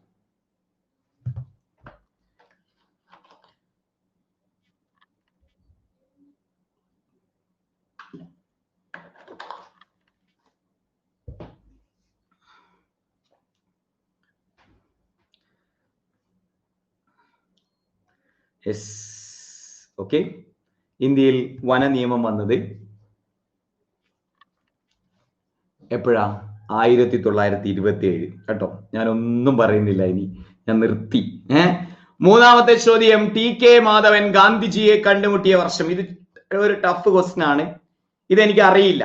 ഓക്കെ, യെസ്, ഇതെനിക്ക് അറിയില്ല എന്നുള്ളവർ മാറി നിൽക്കുക. പക്ഷെ പറ്റില്ല. ഓക്കെ, അപ്പോൾ ചെയ്യാം. TK മാധവൻ ഗാന്ധിജിയെ കണ്ടുമുട്ടിയ വർഷം ഏതെന്ന് ചോദിച്ചു കഴിഞ്ഞാൽ ഓക്കെ, ഇത്തരം ഉള്ളവർ, അതായത് എന്തെങ്കിലും തെറ്റിലേക്ക് പോകുന്നവർ, അത് ബാക്കോട്ടേക്ക് നിൽക്കാൻ കഴിവില്ലാത്തവരെ ഒഴിവാക്കുക എന്നുള്ളത് തന്നെയാണ് PSCയുടെ ലക്ഷ്യവും. വേറെ ഒന്നുമല്ല കേട്ടോ.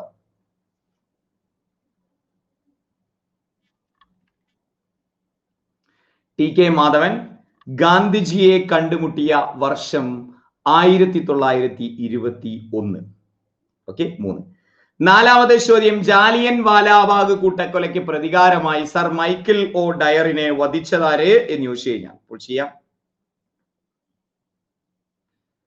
ജാലിയൻ വാലാബാഗ് കൂട്ടക്കൊലയ്ക്ക് പ്രതികാരമായി സർ മൈക്കിൾ ഒ ഡയറിനെ വധിച്ചതാര് എന്ന് ചോദിച്ചു കഴിഞ്ഞാൽ നമ്മുടെ ക്ലാസ്സിൽ ഇപ്പൊ എത്ര പേരുണ്ട് പുറത്ത്?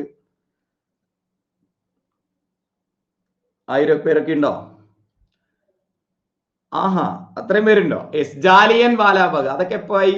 ജാലിയൻ വാലാബാഗ് കൂട്ടക്കൊലയ്ക്ക് പ്രതികാരമായി സർ മൈക്കിൾ ഒ ഡയറിനെ വധിച്ചതാര് എന്ന് ചോദിച്ചു കഴിഞ്ഞാൽ ഉദ്ധം സിംഗ് എന്ന് പിടിച്ചു വെക്കാം. 4. അഞ്ചാമത്തെ ചോദ്യം, ഇന്ത്യൻ ഭരണഘടന നിലവിൽ വന്നത് എപ്പോൾ എന്ന് ചോദിച്ചു കഴിഞ്ഞാൽ option A 1950 August 15, option B 1950 January 26, option C 1947 August 15, option D 1947 August 26.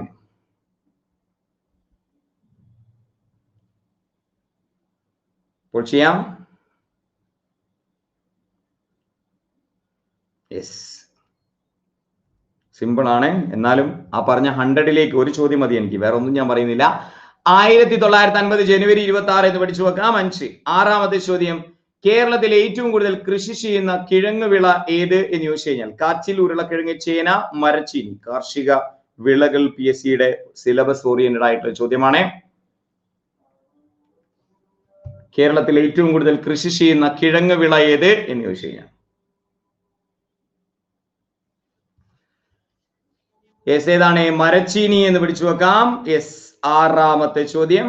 ഏഴാമത്തെ ചോദ്യം, ഇന്ത്യയിലെ ഏറ്റവും വലിയ രണ്ടാമത്തെ പൊതുമേഖലാ ബാങ്ക് ഏത് എന്ന് ചോദിച്ചു കഴിഞ്ഞാൽ കറണ്ട് അഫയേഴ്സ് ആയിട്ട് വരും. ഇന്ത്യയിലെ ഏറ്റവും വലിയ രണ്ടാമത്തെ പൊതുമേഖലാ ബാങ്ക് ഏത് എന്ന് ചോദിച്ചു കഴിഞ്ഞാൽ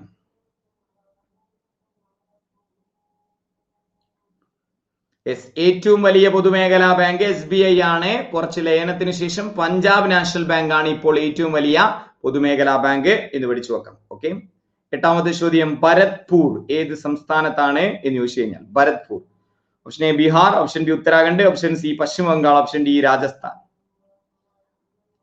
ഭരത്പൂർ ഏത് സംസ്ഥാനത്താണ് എന്ന് ചോദിച്ചു കഴിഞ്ഞാൽ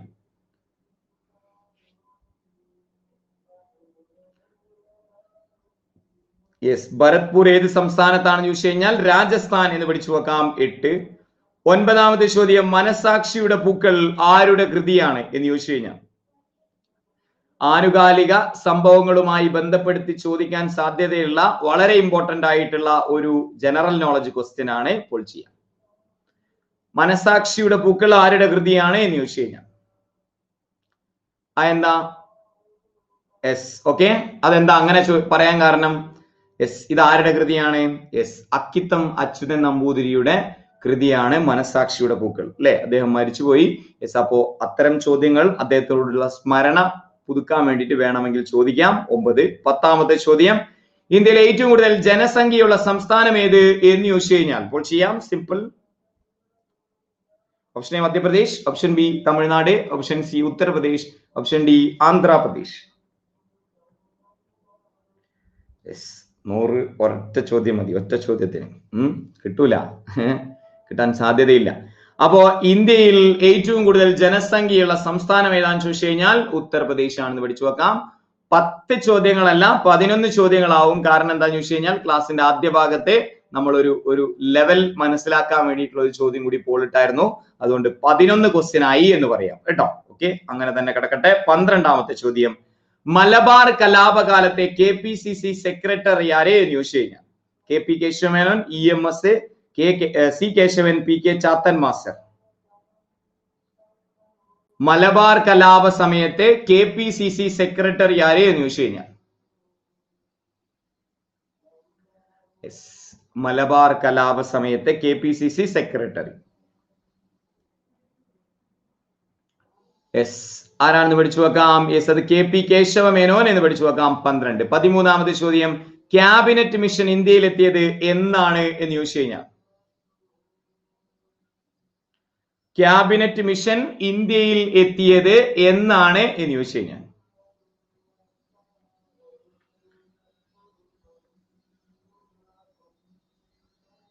യെസ് എന്നാണ്. 46 മാർച്ച് 24 പഠിച്ചു വെക്കാം. 14ാമത്തെ ചോദ്യം, ഏറ്റവും കുറഞ്ഞ പ്രായത്തിൽ കോൺഗ്രസ് അധ്യക്ഷനായത് ആര് എന്ന് ചോദിച്ചു കഴിഞ്ഞാൽ ഏറ്റവും കുറഞ്ഞ പ്രായത്തിൽ കോൺഗ്രസ് അധ്യക്ഷനായത് ആരാണ്? ഏറ്റവും കുറഞ്ഞ പ്രായത്തിൽ കോൺഗ്രസ് അധ്യക്ഷനായത് ആര് എന്ന് ചോദിച്ചു കഴിഞ്ഞാൽ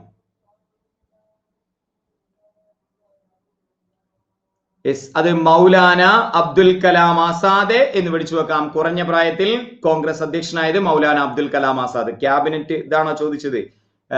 ക്യാബിനറ്റ് മിഷൻ ഇന്ത്യയിൽ എത്തിയത് 46 മാർച്ച് 24 എന്ന് പഠിച്ചു വെക്കാം. Okay, KPCC secretary KP Kesava Menon കേട്ടോ. KP കേശവമേനോൻ എന്ന് പഠിച്ചു വെക്കാം. 15ാമത്തെ ചോദ്യം, അടിമത്തം നിരോധിക്കുന്ന ഭരണഘടനാ വകുപ്പ് ഏത് എന്ന് ചോദിച്ചു കഴിഞ്ഞാൽ അടിമത്തം ആർട്ടിക്കിൾ ഏതാണ്? Option A 23, option B 86, option C 32, option D 24. അടിമത്തം നിരോധിക്കുന്ന ഭരണഘടനാ വകുപ്പ് ഏത് എന്ന് ചോദിച്ചു കഴിഞ്ഞാൽ അടിമത്തം നിരോധിക്കുന്ന ഭരണഘടനാ വകുപ്പ് ഏതെന്ന് ചോദിച്ചു കഴിഞ്ഞാൽ ഏതാന്ന് പഠിച്ചു വെക്കാം. അടിമത്തം നിരോധിക്കുന്ന ഭരണഘടനാ വകുപ്പ് ഏതാന്ന് ചോദിച്ചു കഴിഞ്ഞാൽ 23 എന്ന് പഠിച്ചു വെക്കാം. 24 എന്താണ്? ബാലവേലയാണ്. ഫോഴ്സ്ഡ് ലേബർ എന്ന് പറയുന്നത് 23 ഇനി ബാലവേല ചൈൽഡ് ലേബർ ആണ് 24 കേട്ടോ. ഇത് ബാലവേലയാണ് എന്ന് പഠിച്ചു വെക്കാം. 15. 16ാമത്തെ ചോദ്യം, കോൺഗ്രസ് പ്രസിഡന്റ് ആയ ആദ്യ മുസ്ലിം ആര് എന്ന് ചോദിച്ചു കഴിഞ്ഞാൽ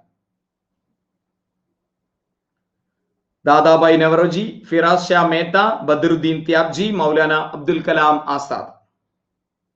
കോൺഗ്രസ് പ്രസിഡന്റ് ആയ ആദ്യ മുസ്ലിം ആര് എന്ന് ചോദിച്ചു കഴിഞ്ഞാൽ ആരാണ്? കോൺഗ്രസ് പ്രസിഡന്റ് ആയ ആദ്യ മുസ്ലിം ആരാന്ന് ചോദിച്ചു കഴിഞ്ഞാൽ ബദറുദ്ദീൻ ത്യാബ്ജി എന്ന് പഠിച്ചു വെക്കാം. 16. 17ാമത്തെ ചോദ്യം, കേരള ചിന്താമണി ആരുടെ കൃതിയാണ് എന്ന് ചോദിച്ചു കഴിഞ്ഞാൽ കേരള ചിന്താമണി ആരുടെ കൃതിയാണ് എന്ന് ചോദിച്ചു കഴിഞ്ഞാൽ നവോത്ഥാനവുമായി ബന്ധപ്പെട്ട് ഒരു റയർ ക്വസ്റ്റ്യൻ ആണ്, ഇല്ലെങ്കിൽ SCRT പോയിന്റ് ആണ് എന്ന് പറയാം. കേരള ചിന്താമണി ആരുടെ കൃതിയാണ്? അറിയില്ലെങ്കിൽ അറ്റൻഡ് ചെയ്യാതിരിക്കുക, പക്ഷെ അത് പറ്റൂല നമുക്ക്. കേരള ചിന്താമണി ആരുടെ കൃതിയാണെന്ന് ചോദിച്ചു കഴിഞ്ഞാൽ മൂർക്കോത്ത് കുമാരൻ എന്ന് പഠിച്ചു വെക്കാം. 17. 18ാമത്തെ ചോദ്യം, മഴത്തുള്ളികളുടെ ഗോളാകൃതിക്ക് കാരണം, മഴത്തുള്ളി ഗോളാകൃതിയിലാണ് കാണപ്പെടുന്നത് അല്ലെ, അതിന് കാരണം എന്താണെന്ന് ചോദിച്ചു കഴിഞ്ഞാൽ ഓപ്ഷൻ എ പ്രതലബലം, ഓപ്ഷൻ ബി ശ്യാനബലം, ഓപ്ഷൻ സി പ്ലവക്ഷബലം, ഓപ്ഷൻ ഡി ആർക്കിമിഡീസ് തത്വം. ഇപ്പോൾ ചെയ്യാം. മഴത്തുള്ളികളുടെ ഗോളാകൃതിക്ക് കാരണം എന്താണെന്ന് ചോദിച്ചു കഴിഞ്ഞാൽ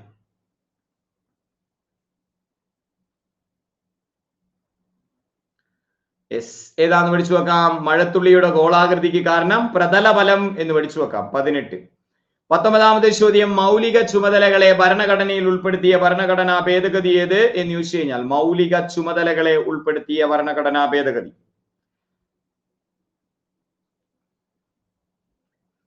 മൗലിക ചുമതലകളെ ഭരണഘടനയിൽ ഉൾപ്പെടുത്തിയ ഭരണഘടനാ ഭേദഗതി ഏതാന്ന് ചോദിച്ചു കഴിഞ്ഞാൽ 42ാം ഭേദഗതി എന്ന് പഠിച്ചു വെക്കാം. 19.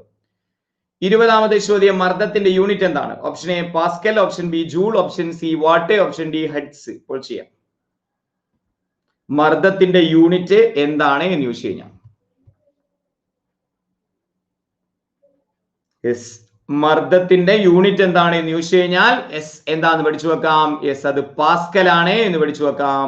20 ചോദ്യങ്ങൾ പിന്നിടുമ്പോൾ 20 ചോദ്യങ്ങളിൽ കണ്ടോ, ടെംപ്റ്റിംഗ് എന്ന് പറയാന്നുണ്ട്. കാരണം നമ്മളെ ശീലം അതാണ് കേട്ടോ. അറിയാത്തത് പോലും ചെയ്യാതെ ശീലിക്കുക. ചിലപ്പോ നിങ്ങൾ ഒരു റാങ്ക് ബാക്കൗട്ട് ആവും, പക്ഷെ നിങ്ങൾ അത് ചെയ്തിട്ടുണ്ടായിരുന്നെങ്കിൽ, എല്ലാ ചോദ്യവും ചെയ്തിട്ടുണ്ടായിരുന്നെങ്കിൽ ചിലപ്പോൾ നിങ്ങൾ ഒരു 1000 റാങ്ക് ബാക്കൗട്ട് പോയേനെ എന്ന് മനസ്സിലാക്കി വെക്കുക. അറിയാത്തത് നിങ്ങൾ ചെയ്യാതിരുന്നു കഴിഞ്ഞാൽ ചിലപ്പോൾ നിങ്ങൾ ഒരു 10 റാങ്ക് ബാക്കൗട്ട് പോയേക്കാം. പക്ഷെ ആ എല്ലാ ചോദ്യങ്ങളും അറ്റൻഡ് ചെയ്ത് തെറ്റിച്ചിട്ടുണ്ടായിരുന്നു നിങ്ങൾ ചിലപ്പോൾ 10,000 കണക്കിന് റാങ്ക് ബാക്കൗട്ട് പോകും PSC പരീക്ഷയിൽ. അത് ശ്രദ്ധിച്ചു മാത്രം അറ്റൻഡ് ചെയ്യാം. ഇത് വളരെ വലിയൊരു നെഗറ്റീവ് തന്നെയാണ്, ഈ പറയുന്ന നെഗറ്റീവ് മാർക്ക് ഇല്ല എന്ന് പറയുന്നത്. പക്ഷേ അൺഅക്കാഡമി എന്ന് പറയുന്ന പ്ലാറ്റ്ഫോമിൽ കേരള PSC മാത്രമല്ല ഒരുപാട് പരീക്ഷകളുണ്ട്. അപ്പൊ ഇവർക്ക് ഇങ്ങനെ കോമൺ ആയിട്ടുള്ള ഇങ്ങനെ ഒരു രീതിയെ സ്വീകരിക്കാൻ വേണ്ടി പറ്റുള്ളൂ. ഓക്കെ, അൺഅക്കാഡമിയെ സംബന്ധിച്ചിടത്തോളം അങ്ങനെ ചെയ്യുള്ളൂ. നമ്മൾ എന്ത് ചെയ്യുക, അത് മനസ്സിലാക്കി പഠിക്കുക കേട്ടോ. 21ാമത്തെ ചോദ്യം, മനുഷ്യ ശരീരത്തിലെ ഏറ്റവും വലിയ അന്തസ്രാവി ഗ്രന്ഥി ഏത് എന്ന് ചോദിച്ചു കഴിഞ്ഞാൽ ഓപ്ഷൻ എ തൈറോയിഡ് ഗ്രന്ഥി, ഓപ്ഷൻ ബി അഡ്രീനൽ ഗ്രന്ഥി, ഓപ്ഷൻ സി തൈമസ് ഗ്രന്ഥി, ഓപ്ഷൻ ഡി ആഗ്നേയ ഗ്രന്ഥി. ഇപ്പോൾ ചെയ്യാം. മനുഷ്യ ശരീരത്തിലെ ഏറ്റവും വലിയ അന്തസ്രാവി ഗ്രന്ഥി ഏത് എന്ന് ചോദിച്ചു കഴിഞ്ഞാൽ ഓക്കെ, ചെറിയൊരു സ്റ്റക്ക് വരുന്നുണ്ട്. ഞാൻ ഒന്ന് റീഫ്രഷ് ചെയ്യുന്നുണ്ട്, വെയിറ്റ് ചെയ്യണേ.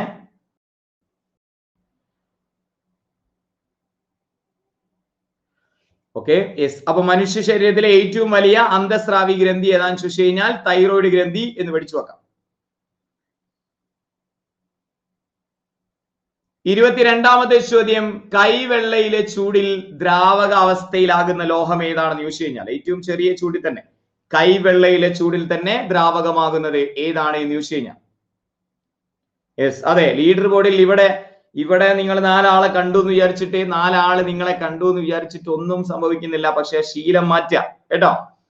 അപ്പൊ കൈവെള്ളയിലെ ചൂടിൽ ദ്രാവകാവസ്ഥയിലാകുന്ന ലോഹം ഏത് എന്ന് ചോദിച്ചു കഴിഞ്ഞാൽ കൈവെള്ളയിലെ ചൂടിൽ ദ്രാവകാവസ്ഥയിലാകുന്ന ലോഹം ഏതാന്ന് ചോദിച്ചു കഴിഞ്ഞാൽ ഗാലിയം എന്ന് പഠിച്ചു വെക്കാം. 22. 20 ഉണ്ടാകുന്ന രോഗം ഏത് എന്ന് ചോദിച്ചു കഴിഞ്ഞാൽ ഓക്കെ, വിറ്റാമിൻ ഡിയുടെ അപര്യാപ്തത മൂലമുണ്ടാകുന്ന രോഗം സ്കർവി, റിക്കറ്റ്സ്, വന്ധ്യത, രക്തസ്രാവം. ഇപ്പോൾ ചെയ്യാം.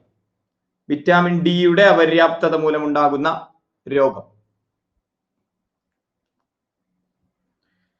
വിറ്റാമിൻ ഡിയുടെ അഭാവം മൂലമുണ്ടാകുന്ന രോഗം ഏതാന്ന് ചോദിച്ചു കഴിഞ്ഞാൽ റിക്കറ്റ്സ് എന്ന് പഠിച്ചു വെക്കാം. 23. 24ാമത്തെ ചോദ്യം ഓക്കെ, പട്ടേലിന് ഭാരതരത്നം ലഭിച്ചത് ഏത് വർഷമാണ് എന്ന് ചോദിച്ചു കഴിഞ്ഞാൽ പ്രീവിയസ് ഇയർ ക്വസ്റ്റൻ ആണ്. ഇപ്പോൾ ചെയ്യാം. Option A 1985, option B 1989, option C 1997, option D 1991. അറിയില്ലെങ്കിൽ അറ്റൻഡ് ചെയ്യാതിരിക്കുക. ഏത് വർഷമാണ്? 1991 എന്ന് പിടിച്ചു വെക്കാം. 25ാമത്തെ ചോദ്യം, ഗ്ലാസിന് നീല നിറം നൽകുന്ന സംയുക്തം SCRT science ferric ion, chromium ion, cobalt oxide, manganese dioxide. ഇപ്പോൾ ചെയ്യാം. ഗ്ലാസിന് നിറം നൽകുന്ന സംയുക്തം ഏത് എന്ന് ചോദിച്ചു കഴിഞ്ഞാൽ ഗ്ലാസിന് നീല നിറം നൽകുന്ന സംയുക്തം ഏത് എന്ന് ചോദിച്ചു കഴിഞ്ഞാൽ ഏതാണെന്ന് പഠിച്ചു വെക്കാം. ഗ്ലാസിന് നീല നിറം നൽകുന്ന സംയുക്തം ഏതാണെന്ന് ചോദിച്ചു കഴിഞ്ഞാൽ കൊബാൾട്ട് ഓക്സൈഡ് എന്ന് പഠിച്ചു വെക്കാം. 26ാമത്തെ ചോദ്യം, മത്സ്യത്തൊഴിലാളി സഹകരണ സംഘങ്ങളുടെ അപ്പെക്സ് ഫെഡറേഷന്റെ പേരെന്താണ് എന്ന് ചോദിച്ചു കഴിഞ്ഞാൽ മത്സ്യബന്ധനം നമ്മുടെ ഒരു ടോപ്പിക്കാണ്. Option A Matsyafed, option B ക്ഷീര സഹകരണ സംഘം, ഓപ്ഷൻ സി കേര fed, option C FACT. Valve. 100% ഇല്ല. നിങ്ങൾ വാക്ക് പാലിക്കണം. ഒരൊറ്റ ചോദ്യമെങ്കിലും ക്ലാസ് തീരുന്നതിന് മുമ്പ്. അത്രേ ഞാൻ പറയുന്നുള്ളൂ. യെസ്, ഏതാണ്? മത്സ്യഫെഡ് എന്ന് പഠിച്ചു വെക്കാം. 26. 27ാമത്തെ ചോദ്യം, തെന്മല ഇക്കോ ടൂറിസം പദ്ധതി സ്ഥിതി ചെയ്യുന്ന ജില്ല ഏത് എന്ന് ചോദിച്ചു കഴിഞ്ഞാൽ, തെന്മല ഇക്കോ ടൂറിസം പദ്ധതി സ്ഥിതി ചെയ്യുന്ന ജില്ല option A Pathanamthitta, option B Kottayam, option C Idukki, option D Kollam. Thenmala eco tourism പദ്ധതി സ്ഥിതി ചെയ്യുന്ന ജില്ല ഏത് എന്ന് ചോദിച്ചു കഴിഞ്ഞാൽ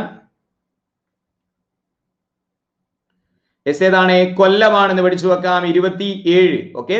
28ാമത്തെ ചോദ്യം, നാഷണൽ സ്റ്റോക്ക് എക്സ്ചേഞ്ചിന്റെ നോളജ് ഹബ്ബ് നിലവിൽ വന്നത്. NSEയുടെ നോളജ് ഹബ്ബ് സാമ്പത്തിക മേഖലയിലെ വളരെ പ്രധാനപ്പെട്ട ഒരു കറണ്ട് അഫയേഴ്സ് ചോദ്യമാണ്. ഇപ്പോൾ ചെയ്യാം. NSE നാഷണൽ സ്റ്റോക്ക് എക്സ്ചേഞ്ചിന്റെ നോളജ് ഹബ്ബ് നിലവിൽ വന്നത് കറണ്ട് അഫയർ ആണ് കേട്ടോ. യെസ്, അത് ന്യൂഡൽഹിയിലാണ് എന്ന് പഠിച്ചു വെക്കാം. 28.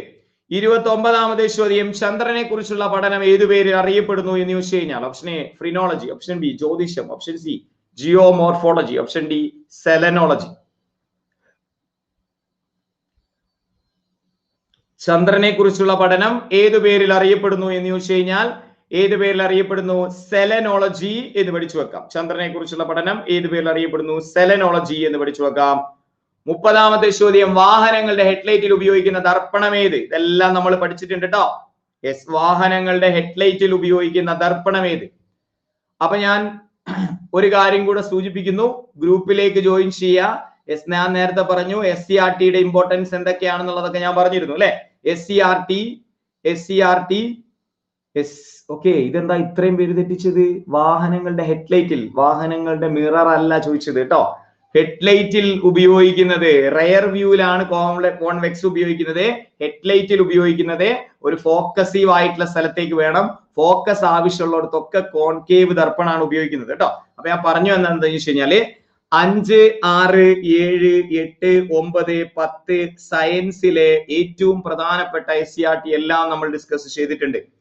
കോൺസ്റ്റിറ്റ്യൂഷൻ ഏതൊക്കെ ചാപ്റ്ററുകളാണോ സിലബസിൽ പറയുന്നത് അതെല്ലാം നമ്മൾ എന്ത് ചെയ്തിട്ടുണ്ട്? ചാപ്റ്റർ വൈസ് MCQs ഡിസ്കസ് ചെയ്തിട്ടുണ്ട്. ഇനി സോഷ്യൽ സയൻസ് അത്രത്തോളം ഒന്നും ഡിസ്കസ് ചെയ്തിട്ടില്ലെങ്കിലും തെരഞ്ഞെടുത്ത കുറച്ച് ചോദ്യങ്ങളുടെ SCRTയും ഞാൻ നമ്മുടെ ഫ്രീ കോഴ്സിൽ, ഫ്രീ ക്ലാസ്സുകളിൽ തന്നെ ഡിസ്കസ് ചെയ്തിട്ടുണ്ട്. ഇതെല്ലാം പടിപടിയായിട്ട് നിങ്ങൾക്ക് ലഭിക്കാൻ പച്ചവെള്ളം എന്ന് പറയുന്ന ഗ്രൂപ്പിലേക്ക് ജോയിൻ ചെയ്യാൻ ഈ നമ്പറിലേക്ക് സൂപ്പർ 30 എന്ന് മെസ്സേജ് ചെയ്താൽ മതി. ഗ്രൂപ്പിൽ അതിന്റെ എല്ലാ ലിങ്കുകൾ ഉണ്ടാവും. ഓരോ ദിവസം പടിപടിയായി നിങ്ങളിലേക്ക് എത്തിക്കുന്നുണ്ട് കേട്ടോ. യെസ്, അതൊന്ന് സൂചിപ്പിച്ചു എന്ന് മാത്രം. ഓക്കെ, ഇന്ന് 10 മണിയുടെ എക്സാമിന് റിനേസൻസ് ആണ്. എന്തൊക്കെയാ പഠിക്കേണ്ടത് എന്നുള്ളത് ഈ ക്ലാസ്സിന് ശേഷം ഗ്രൂപ്പിൽ ഇടാം. 30 ചോദ്യങ്ങൾ കഴിയുമ്പോൾ ലീഡർ ബോർഡിൽ നിങ്ങളുടെ പൊസിഷൻസ് കാണാം. ഇനി 20 ചോദ്യം കൂടി കഴിഞ്ഞതിന് ശേഷം നമുക്ക് പിരിയാം. യെസ്, 30ൽ 30 മാർക്ക് സ്കോർ ചെയ്തവരുണ്ട്, 29കാരുണ്ട്, 28കാരുണ്ട്. അറിയാത്തത് അറ്റൻഡ് ചെയ്യാതിരിക്കുക എന്നാണ് നമ്മൾ ശീലിക്കുന്നത്. 31ാമത്തെ ചോദ്യം, ഈഡിസ് ഈജിപ്തി എന്ന കൊതുകിലൂടെ പകരുന്ന രോഗമേത് എന്ന് ചോദിച്ചു കഴിഞ്ഞാൽ, ഈഡിസ് ഈജിപ്തി എന്ന കൊതുകിലൂടെ പകരുന്ന രോഗമേത് എന്ന് ചോദിച്ചു കഴിഞ്ഞാൽ, യെസ്, ഈഡിസ് ഈജിപ്തി എന്ന കൊതുകിലൂടെ പകരുന്ന രോഗം ഏതാന്ന് ചോദിച്ചു കഴിഞ്ഞാൽ ഡെങ്കിപ്പനി എന്ന് പഠിച്ചു വെക്കാം. 32, ഹൈഡ്രജന്റെ രൂപാന്തരങ്ങൾ കണ്ടുപിടിച്ചത് ആരാണ്? ഹൈഡ്രജന്റെ രൂപാന്തരങ്ങൾ കണ്ടുപിടിച്ചത്, ഹൈഡ്രജൻ ഓക്സിജൻ എന്ന് പറയുന്ന ടോപ്പിക്ക് നമ്മൾ ക്ലാസ് എടുത്തിട്ടുണ്ട്. അതിൽ ക്വസ്റ്റ്യൻസ് ഈ ചോദ്യങ്ങളൊക്കെ വരുന്നുണ്ട്. എല്ലാം ഓൾമോസ്റ്റ് നമ്മൾ ഇന്ത്യ ഫാക്സ് മാത്സ് മാത്രമേ കുറച്ച് എല്ലാം എത്താത്തുള്ളൂ. ബാക്കിയൊക്കെ ഒരുപാട് ഏരിയ നമ്മൾ കവർ ചെയ്തിട്ടുണ്ട് കേട്ടോ. ഗ്രൂപ്പിലേക്ക് ജോയിൻ ചെയ്തോളാം. ഹൈഡ്രജൻ രൂപാന്തരങ്ങൾ കണ്ടുപിടിച്ചത് ആരാണെന്ന് ചോദിച്ചു കഴിഞ്ഞാൽ യെസ്, അത് ഹെയ്സൻബർഗ് ആണ് എന്ന് പഠിച്ചു വെക്കാം. 32. 33ാമത്തെ ചോദ്യം, കെ കേളപ്പൻ തപാൽ സ്റ്റാമ്പിൽ പ്രത്യക്ഷപ്പെട്ട വർഷം. കെ കേളപ്പൻ തപാൽ സ്റ്റാമ്പിൽ പ്രത്യക്ഷപ്പെട്ട വർഷം. അതുവഴി കയറാൻ പറ്റുന്നില്ലെങ്കിൽ എന്റെ പ്രൊഫൈലിൽ എല്ലാ ദിവസവും പഠിക്കേണ്ട ടോപ്പിക്കുകളുടെ ലിങ്ക് ഉണ്ടാവാറുണ്ട്. ആ സൊല്യൂഷനും ഞാൻ ഗ്രൂപ്പിൽ ഇട്ടിട്ടുണ്ട്. ഗ്രൂപ്പ് കൃത്യമായി നോക്കിയാൽ മതി എങ്ങനെ കയറാം എന്നുള്ളത് അവിടെ ഉണ്ട്. കെ കേളപ്പൻ തപാൽ സ്റ്റാമ്പിൽ പ്രത്യക്ഷപ്പെട്ട വർഷം 1990 എന്ന് പഠിച്ചു വെക്കാം. 33. 34ാമത്തെ ചോദ്യം, അടുത്തുള്ള വസ്തുക്കളെ കാണാൻ കഴിയുകയും അകലെയുള്ള വസ്തുക്കളെ കാണാൻ കഴിയാത്തതുമായ അവസ്ഥയ്ക്ക് പറയുന്ന പേരെന്താണ് എന്ന് ചോദിച്ചു കഴിഞ്ഞാൽ, അടുത്തുള്ളതിനെ കാണാം, അകലെയുള്ളതിനെ കാണാൻ പറ്റുന്നില്ല. ആ അസുഖത്തിന് പറയുന്ന പേരെന്താണ്? ഓപ്ഷൻ എ ദീർഘദൃഷ്ടി, ഓപ്ഷൻ ബി ഹ്രസ്വദൃഷ്ടി, option C presbyopia, option D തിമിരം. Yes okay. യെസ് ഏതാണ്? യെസ് അത് ഹ്രസ്വദൃഷ്ടി എന്ന് പഠിച്ചു വെക്കാം. അടുത്തുള്ളതിനെ കാണാം, അകലെയുള്ളത് കാണുന്നില്ല. ഹ്രസ്വദൃഷ്ടിക്ക് ഏത് ലെൻസ് ഉപയോഗിച്ച് പരിഹാരം കാണാം എന്ന് ചോദിച്ചു കഴിഞ്ഞാൽ ഏത് ലെൻസ് ഉപയോഗിച്ച് പരിഹാരം കാണാം? ഹ്രസ്വദൃഷ്ടി ആണെങ്കിൽ ഹ്രസ്വമായിട്ടുള്ള ലെൻസ് കേട്ടോ, നടുക്ക് ഹ്രസ്വമായിട്ടുള്ളത് ചെറുത് കോൺകേവ്. ദീർഘദൃഷ്ടിയാണ് നടുക്ക് ദീർഘമായിട്ടുള്ളത് കോൺവെക്സ് എന്നും കോഡ് ചെയ്ത് പഠിക്കാം. ഓക്കെ. ഹ്രസ്വദൃഷ്ടിയാണെങ്കിൽ ഹ്രസ്വം നടുക്കാണല്ലോ നമ്മൾ പറയാ, ഹ്രസ്വം കോൺകേവ്. Okay yes okay. ഇനി ദീർഘദൃഷ്ടിയാണെങ്കിൽ കോൺവെക്സ് എന്നും പഠിച്ചു വെക്കാം. ഇനി ഇത്തായി എന്ന രോഗത്തിന് കാരണമാകുന്ന മൂലകം ഏത് എന്ന് ചോദിച്ചു കഴിഞ്ഞാൽ ഇപ്പോൾ ചെയ്യാം. ഇത്തായി എന്ന രോഗത്തിന് കാരണമാകുന്ന മൂലകം ഏത് എന്ന് ചോദിച്ചു കഴിഞ്ഞാൽ യെസ് ഇത്തായി എന്ന രോഗത്തിന് കാരണമാകുന്നത് കാഡ്ബറീസ് ചോക്ലേറ്റ് കൊണ്ടുവന്നത് ഇത്തയാണ് എന്ന് ആലോചിച്ച് വെക്കാം കേട്ടോ. നമ്മൾ അങ്ങനെയൊക്കെ എന്തൊക്കെ ആക്കി പഠിച്ചിട്ടുണ്ട് കോഡുകളിലൂടെ. കാഡ്മിയം ഇത്തായി എന്ന് പഠിച്ചു വെക്കാം. 35. 36ാമത്തെ ചോദ്യം, ക്യോട്ടോ പ്രോട്ടോകോൾ പരിസ്ഥിതിയിലെ സമ്മേളനം നടന്ന വർഷം ഏത് എന്ന് ചോദിച്ചു കഴിഞ്ഞാൽ എല്ലാ ഏരിയയിൽ നിന്നും മിക്സഡ് ആയിട്ടുള്ള ക്വസ്റ്റ്യൻസ് ആണ്. 92, 93, 96, 97. ക്യോട്ടോ പ്രോട്ടോകോൾ സമ്മേളനം നടന്നത് ഏത് വർഷം എന്ന് ചോദിച്ചു കഴിഞ്ഞാൽ ക്യോട്ടോ പ്രോട്ടോകോൾ സമ്മേളനം നടന്നത് 97ലാണ് എന്ന് പഠിച്ചു വെക്കാം. 36. 37ാമത്തെ ചോദ്യം, കേരളത്തിന്റെ തെക്കേ അറ്റത്തുള്ള കായൽ ഏത് എന്ന് ചോദിച്ചു കഴിഞ്ഞാൽ ഉപ്പളക്കായൽ, പൂക്കോട്, വെള്ളായണി, വേളിക്കായൽ. ഇപ്പോൾ ചെയ്യാം. തെക്കേ അറ്റത്തുള്ള കായൽ ഏത് എന്ന് ചോദിച്ചു കഴിഞ്ഞാൽ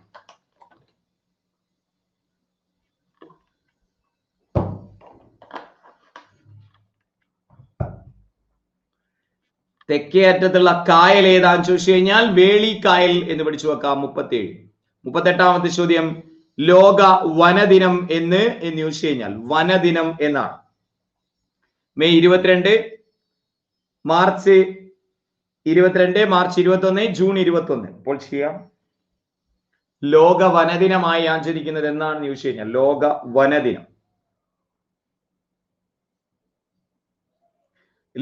വനദിനം ആചരിക്കുന്നത് മാർച്ച് 21 എന്ന പോയിന്റ് പഠിച്ചു വെക്കാം. 38. 39ാമത്തെ ചോദ്യം, ബോന്ദില ചുരം സ്ഥിതി ചെയ്യുന്ന സംസ്ഥാനം ഏത് എന്ന് ചോദിച്ചു കഴിഞ്ഞാൽ option A Arunachal Pradesh, option B Sikkim, option C Uttarakhand, option D Himachal Pradesh. ഇപ്പോൾ ചെയ്യാം. ബോന്ദില ചുരം സ്ഥിതി ചെയ്യുന്ന സംസ്ഥാനം ഏത് എന്ന് ചോദിച്ചു കഴിഞ്ഞാൽ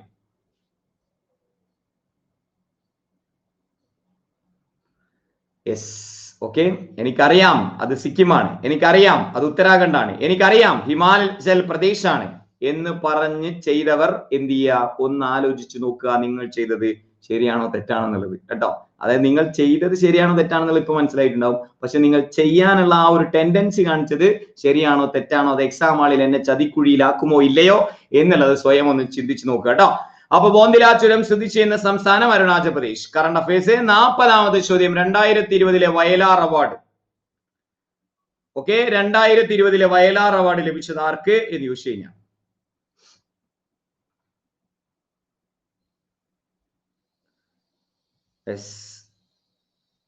പള്ളി എനിക്കുണ്ട്. ഇതാ ഇപ്പൊ തീരും. 80 ചോദ്യങ്ങളേ ഉള്ളൂ, അതുകൊണ്ട് ഞാൻ 50ൽ നിർത്തുകയാണ്. അപ്പൊ 2020 വയലാർ അവാർഡ് ലഭിച്ചത് ആർക്കാന്ന് ചോദിച്ചു കഴിഞ്ഞാൽ ഏഴാച്ചേരി രാമചന്ദ്രൻ എന്ന് പഠിച്ചു വെക്കാം. 40. 41ാമത്തെ ചോദ്യം, ഹൃദയത്തെ പൊതിഞ്ഞു സൂക്ഷിക്കുന്ന സ്ഥലത്തിന് പറയുന്ന പേരെന്താണെന്ന് ചോദിച്ചു കഴിഞ്ഞാൽ option A pericardium, option B pleura, option C myelin sheath, option D cranium. ഹൃദയത്തെ പൊതിഞ്ഞു സൂക്ഷിക്കുന്ന ആവരണം ഏതാണ് എന്ന് ചോദിച്ചു കഴിഞ്ഞാൽ ഏതാണെന്ന് പഠിച്ചു വെക്കാം. പെരികാർഡിയം എന്ന് പഠിച്ചു വെക്കാം. പ്ലൂറ ശ്വാസകോശത്തെ പൊതിഞ്ഞു സൂക്ഷിക്കുന്നു. 42 ഇലക്ട്രോൺ ചാർജിന്റെ മൂല്യം കണ്ടുപിടിച്ച ശാസ്ത്രജ്ഞനാരെ എന്ന് ചോദിച്ചു കഴിഞ്ഞാൽ J Thomson, William Cook, Chadwick, Millikan. Electron ചാർജിന്റെ മൂല്യം കണ്ടുപിടിച്ച ശാസ്ത്രജ്ഞനാരെ എന്ന് ചോദിച്ചു. ഇലക്ട്രോൺ ചാർജിന്റെ മൂല്യം കണ്ടുപിടിച്ച ശാസ്ത്രജ്ഞൻ ആരെ എന്ന് ചോദിച്ചു കഴിഞ്ഞാൽ അത് മില്ലിക്കൺ എന്ന് പഠിച്ചു വെക്കാം. 42. 43ാമത്തെ ചോദ്യം, കേരള സഞ്ചാരി എന്ന പത്രത്തിന്റെ പത്രാധിപൻ ആരെ എന്ന് ചോദിച്ചു കഴിഞ്ഞാൽ option A C Kesavan, option B C Krishnan, option C T K Madhavan, option D doctor Palpu. Kerala Sanchari എന്ന പത്രത്തിന്റെ പത്രാധിപൻ ആരെ എന്ന് ചോദിച്ചു കഴിഞ്ഞാൽ സി കൃഷ്ണൻ എന്ന് പഠിച്ചു വെക്കാം. 44 മോണസൈറ്റ് ഏത് ലോഹത്തിന്റെ അയിരാണ്? ചോദിക്കാം. ഫിസിക്സ് കെമിസ്ട്രിയിൽ നിന്നും ടോട്ടൽ 10 ചോദ്യങ്ങളാണുള്ളത് കേട്ടോ. മോണോസൈറ്റ് ഏത് ലോഹത്തിന്റെ അയിരാണ് എന്ന് ചോദിച്ചു കഴിഞ്ഞാൽ തോറിയം എന്ന് പഠിച്ചു വെക്കാം. 44. 45 സംസ്ഥാന ഇലക്ഷൻ കമ്മീഷണർ ആര് എന്ന് ചോദിച്ചു കഴിഞ്ഞാൽ current affairs question. Option A V Bhaskaran, option B Tikaram Meena, option C Vincent M Paul, option D Vijayakumar. സംസ്ഥാന കമ്മീഷൻ ഇലക്ഷൻ കമ്മീഷണർ ആര് എന്ന് ചോദിച്ചു കഴിഞ്ഞാൽ യെസ് ഓക്കെ യെസ് ആരാണ്? വി ഭാസ്കരൻ എന്ന് പഠിച്ചു വെക്കാം. ടിക്കാറാം മീണ ആരാണ്? യെസ് അത് ഇലക്ട്രൽ ഓഫീസർ ആണ് കേട്ടോ. ഓക്കെ ഇലക്ഷൻ കമ്മീഷണർ ആരാന്ന് ചോദിച്ചു കഴിഞ്ഞാൽ വി ഭാസ്കരനാണ്. ഇലക്ട്രൽ ഓഫീസർ ആണ് ഏത്? വി ഭാസ്കരൻ എന്ന് പഠിച്ചു വെക്കാം. 46 ഇന്ത്യയുമായി ഏറ്റവും കുറവ് അതിർത്തി പങ്കിടുന്നത്, കര അതിർത്തി പങ്കിടുന്നത്, യെസ് ഇന്ത്യയുമായി ഏറ്റവും കുറവ് കര അതിർത്തി പങ്കിടുന്ന രാജ്യം ഏതാന്ന് ചോദിച്ചു കഴിഞ്ഞാൽ അറിയാത്തവർ അറ്റൻഡ് ചെയ്യാതിരിക്കാൻ ശ്രമിച്ചു നോക്കൂ.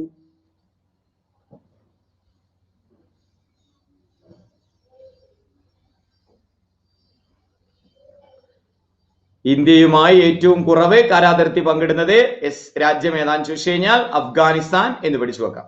47 സാന്ദ്രത കുറഞ്ഞ ഗ്രഹം ഏതാന്ന് ചോദിച്ചു കഴിഞ്ഞാൽ സാന്ദ്രത ഏറ്റവും കുറഞ്ഞ ഗ്രഹം ഏത് എന്ന് ചോദിച്ചു കഴിഞ്ഞാൽ option A Uranus, option B Neptune, option C ശനി, ഓപ്ഷൻ ഡി വ്യാഴം. സാന്ദ്രത ഏറ്റവും കുറഞ്ഞ ഗ്രഹം ഏതാന്ന് ചോദിച്ചു കഴിഞ്ഞാൽ യെസ് അത് ശനി എന്ന് പഠിച്ചു വെക്കാം. 47. 48ാമത് ചോദ്യം ഇന്ത്യൻ പത്രപ്രവർത്തനത്തിന്റെ പിതാവ് എന്നറിയപ്പെടുന്നത്, ഇന്ത്യൻ പത്രപ്രവർത്തനത്തിന്റെ പിതാവ് എന്നറിയപ്പെടുന്നത് ചെയ്യാം. James Augustus Hicky, Chalapathi Rao, Charles Metcalfe പ്രഭു, തുഷാർ കാന്തി ഘോഷ്. എസ് ഏതാണ്? എസ് അത് ചലപതി റാവു എന്ന് പഠിച്ചു വെക്കാം. 48. 49ാമത് ചോദ്യം ഭിംബേട്ക ഗുഹകൾ സ്ഥിതി ചെയ്യുന്ന സംസ്ഥാനം ഏത് എന്ന് ചോദിച്ചു കഴിഞ്ഞാൽ മധ്യപ്രദേശ്, മഹാരാഷ്ട്ര, ഗുജറാത്ത്, ഉത്തർപ്രദേശ്. ഭിംബേട്ക ഗുഹകൾ സ്ഥിതി ചെയ്യുന്ന സംസ്ഥാനം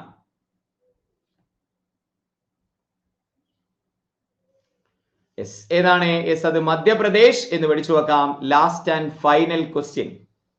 okay last and final question. 50ാമത്തെ ചോദ്യം NH44 പഴയ പേരെന്താന്ന് ചോദിച്ചു കഴിഞ്ഞാൽ യെസ് എന്താണ്? യെസ് അത് NH7 ആണെന്നുള്ളത് ഇനി ആർക്കെങ്കിലും അറിയാത്തതുണ്ടോ എന്ന സംശയത്തിൽ ഞാൻ ആ ക്വസ്റ്റ്യൻ മാറ്റുന്നു. NH44 പഴയ പേര് NH7 ആണ്. ഓക്കെ അതിന് കാരണം എന്താ വെച്ച് കഴിഞ്ഞാൽ ഒരു ക്വസ്റ്റ്യൻ 100% ഞാൻ ചോദിച്ചിട്ടുണ്ടായിരുന്നു. അതുകൊണ്ട് ലാസ്റ്റ് ക്വസ്റ്റ്യൻ വളരെ സിമ്പിൾ ആയിട്ടുള്ള വളരെ ബേസിക് ആയിട്ടുള്ള ചോദ്യം ഞാൻ ചോദിക്കുന്നു. അറിയുമെങ്കിൽ മാത്രം അറ്റൻഡ് ചെയ്യുക. ഇപ്പോഴും എനിക്കറിയാമെന്ന ഓവർ കോൺഫിഡന്റോട് കൂടിയിട്ട് നെഗറ്റീവ് മാർക്കിനെ വിളിച്ച് വരുത്തിക്കൊണ്ടിരിക്കുന്ന ആളുകളോട് എനിക്ക് പറയാനുള്ളത് നിങ്ങൾ സ്വയം കുഴിയിലേക്ക് വീണുകൊണ്ടിരിക്കുകയായിരിക്കും. അറിയുമെങ്കിൽ മാത്രം അറ്റൻഡ് ചെയ്യുക, കൈ തട്ടി തെറ്റാതിരിക്കുക. അവസാനത്തെ ചോദ്യം EMSന്റെ ആത്മകഥയുടെ പേരെന്താണ് എന്നുള്ളതാണ്. കൈ തട്ടി തെറ്റിക്കരുത്, അറിയുമെങ്കിൽ മാത്രം അറ്റൻഡ് ചെയ്യുക, ഇല്ലാത്തവരെ കടക്ക് പുറത്ത്. EMSന്റെ ആത്മകഥയുടെ പേരെന്താണ്? യെസ് എനിക്കുറപ്പായിരുന്നു കിട്ടൂലെന്ന്, പിന്നെ നിങ്ങളൊരു സമാധാനത്തിന് വേണ്ടിയിട്ട് ഞാൻ പറഞ്ഞു എന്ന് മാത്രം. ഓക്കെ യെസ് ഇപ്പൊ മനസ്സിലായോ PSC കുറെ പേരെ എങ്ങനെയാ ഒഴിവാക്കുക എന്നുള്ളത്? ഇപ്പൊ മനസ്സിലായോ PSC എങ്ങനെ കുറെ പേരെ ഈ 16 ലക്ഷം പരീക്ഷ അറ്റൻഡ് ചെയ്യുന്ന കൂട്ടത്തിൽ നിന്ന് ഒരു 10-12 ലക്ഷം ആളുകളെ അല്ലെങ്കിൽ 10 ലക്ഷത്തോളം ആളുകളെ എങ്ങനെ ഒഴിവാക്കുക എന്നുള്ളത് മനസ്സിലായോ? നമ്മൾ മലയാളികളാണ്, നമ്മുടെ മനസ്സിൽ ഒരു ശീലമുണ്ട്, അറിയില്ലെങ്കിലും നമുക്ക് അറിയാം എന്ന് വിചാരിച്ച് മനഃപൂർവ്വം നമ്മൾ തെറ്റിക്കും. അത് അറിയില്ലെങ്കിൽ ഞാൻ അറിയാതെ അറ്റൻഡ് ചെയ്തു കഴിഞ്ഞാൽ ഒരുപാട് റാങ്ക് ബാക്കോട്ട് പോകും എന്നുള്ളതൊക്കെ അറിയാം, എങ്കിലും അതെനിക്കറിയാം, അതായിരിക്കും എന്ന് പറഞ്ഞ് കറക്കി കുത്തിയുള്ള ശീലം അതാണ് നമ്മളെ ബാക്കോട്ട് വലിക്കുന്നതും. അതാണ് പ്രിലിമിനറി എക്സാം അഥവാ നിങ്ങൾക്ക് ക്രാക്ക് ചെയ്യാൻ പറ്റിയില്ലെങ്കിൽ അതിന്റെ കാരണമെന്നും മനസ്സിലേക്ക് എടുക്കാൻ പറ്റുന്നവർ എടുത്തോളുക. ഇന്നത്തെ ക്ലാസ്സിൽ ആകെ തുക എനിക്ക് ഇത്രയേ പറയാനുള്ളൂ. പക്ഷെ നല്ല മാർക്ക് സ്കോർ ചെയ്തുകൊണ്ട് 49 മാർക്ക് സ്കോർ ചെയ്തുകൊണ്ട് സനീഷ് ആണ് ഇവിടെ ലീഡർ ബോർഡിൽ ഏറ്റവും നന്നായിട്ട് പെർഫോം ചെയ്ത് മുന്നിലുള്ളത്. ഒപ്പം തന്നെ മാസ്റ്റർ ബ്ലാസ്റ്റർ ഉണ്ടല്ലോ ക്ലാസ്സിൽ, മാസ്റ്റർ ബ്ലാസ്റ്റർ അനുപമ, സമീഹ, നിഷീദ, ഇത്രയും പേര് 48, സെക്യുലറും നന്ദുവും പ്രീതയും അർഷയും ഷെമി സിറാജും ലീഡർ ബോർഡിലുണ്ട്. ഒരു കാര്യം കൂടി കേട്ടിട്ട് നിങ്ങൾ പൊക്കോളൂ, അതായത് യെസ് ഓക്കെ ഒറ്റൊരു കാര്യം കൂടി കേട്ടിട്ട് നിങ്ങൾ പൊക്കോളൂ. യെസ് പിന്നെ ഒന്നുമില്ല, നമ്മൾ നേരത്തെ പറഞ്ഞ കാര്യം തന്നെ. യെസ് വളരെയധികം എഫേർട്ടോട് കൂടിയിട്ട് ഇനി വരാൻ പോകുന്ന പരീക്ഷയുടെ വളരെ പ്രിസൈസ് ആയിട്ടുള്ള ഒരു രൂപത്തിൽ നിങ്ങളെ കാര്യങ്ങൾ എത്തിക്കുന്ന ഒരു കോഴ്സാണ് ജേതാവ് എന്ന് പറയുന്ന കോഴ്സ്. ഇതിൽ ആരൊക്കെയാണ്, ഏതൊക്കെ ടീച്ചേഴ്സ് ആണ്, എങ്ങനെയൊക്കെയാണ് എടുക്കുന്നത് എന്നുള്ള കാര്യങ്ങളൊക്കെ നമ്മൾ നേരത്തെ ഡിസ്കസ് ചെയ്തു. നിങ്ങൾക്ക് 10% ഡിസ്കൗണ്ടിന് വേണ്ടിയിട്ട് ആസിഫ് ലൈവ് എന്ന് പറയുന്ന റെഫറൽ കോഡ് യൂസ് ചെയ്യാം. ഒരു മാസത്തേക്ക് നിങ്ങൾ സെലക്ട് ചെയ്യുമ്പോൾ 1700 രൂപയായിരിക്കും ഫീസ്. ആസിഫ് ലൈവ് എന്ന് പറയുന്ന കോഡ് ഉപയോഗിച്ച് കഴിഞ്ഞാൽ 1530 രൂപയാവും ഫീസ്. തീർച്ചയായിട്ടും ഉപകാരപ്പെടും. എന്തെങ്കിലും സംശയം ഉണ്ടെങ്കിൽ നിങ്ങൾക്ക് എന്ത് ചെയ്യാം, ഈ നമ്പറിൽ എന്നെ കോൺടാക്ട് ചെയ്യാവുന്നതാണ്. 650 230. ബാക്കി കാര്യങ്ങളെല്ലാം നിങ്ങൾ അറിയിക്കുന്നത് നമ്മുടെ ഗ്രൂപ്പിലാണ്. ഗ്രൂപ്പിലേക്ക് ജോയിൻ ചെയ്യാൻ പച്ചവെള്ളം എന്ന് ടെലഗ്രാമിൽ സെർച്ച് ചെയ്യുക, ഇല്ലെങ്കിൽ ഈ നമ്പറിലേക്ക് സൂപ്പർ 30 എന്ന് മെസ്സേജ് ചെയ്താൽ മതി. യെസ്, അപ്പോ വളരെ ഇമ്പോർട്ടന്റ് ആയിട്ടുള്ള കുറച്ച് കാര്യങ്ങൾ നിങ്ങളിലേക്ക് എത്തിക്കാൻ ശ്രമിച്ചു. യെസ്, അത് തീർച്ചയായിട്ടും കുറച്ചു പേരെങ്കിലൊക്കെ പിന്നെ അക്സെപ്റ്റ് ചെയ്തിട്ടുണ്ടാവും എന്ന് വിചാരിക്കുന്നു, ഉപകാരപ്പെട്ടു എന്ന് വിചാരിക്കുന്നു. തീർച്ചയായിട്ടും മറ്റൊരു സെഷനുമായിട്ട് രാത്രി കാണാം. അതുവരേക്കും എല്ലാ കൂട്ടുകാർക്കും ഒരുപാട് നന്ദി, നമസ്കാരം. 50-ൽ ഒരു 36 മാർക്ക് കിട്ടിയവരൊക്കെ കട്ട് ഓഫ് പാസ്സായി എന്ന് നമ്മൾ ഇന്നത്തെ പരീക്ഷയ്ക്ക് നമുക്ക് പിന്നെ അനുമാനിക്കാം. അപ്പൊ എനിവേ എല്ലാവർക്കും ഒരുപാട് നന്ദി. എല്ലാവരും പ്രിലിമിനറി ക്രാക്ക് ചെയ്യട്ടെ. പ്രിലിമിനറി ക്രാക്ക് ചെയ്ത് മെയിൻസിനും നമ്മുടെ ക്ലാസ്സിൽ തന്നെ ഉണ്ടാവട്ടെ എന്ന് ആത്മാർത്ഥമായി ആഗ്രഹിച്ചുകൊണ്ട്, ആത്മാർത്ഥമായി സർവശക്തനോട് പ്രാർത്ഥിച്ചുകൊണ്ട് എല്ലാവർക്കും ഒരുപാട് നന്ദി, നമസ്കാരം. See U.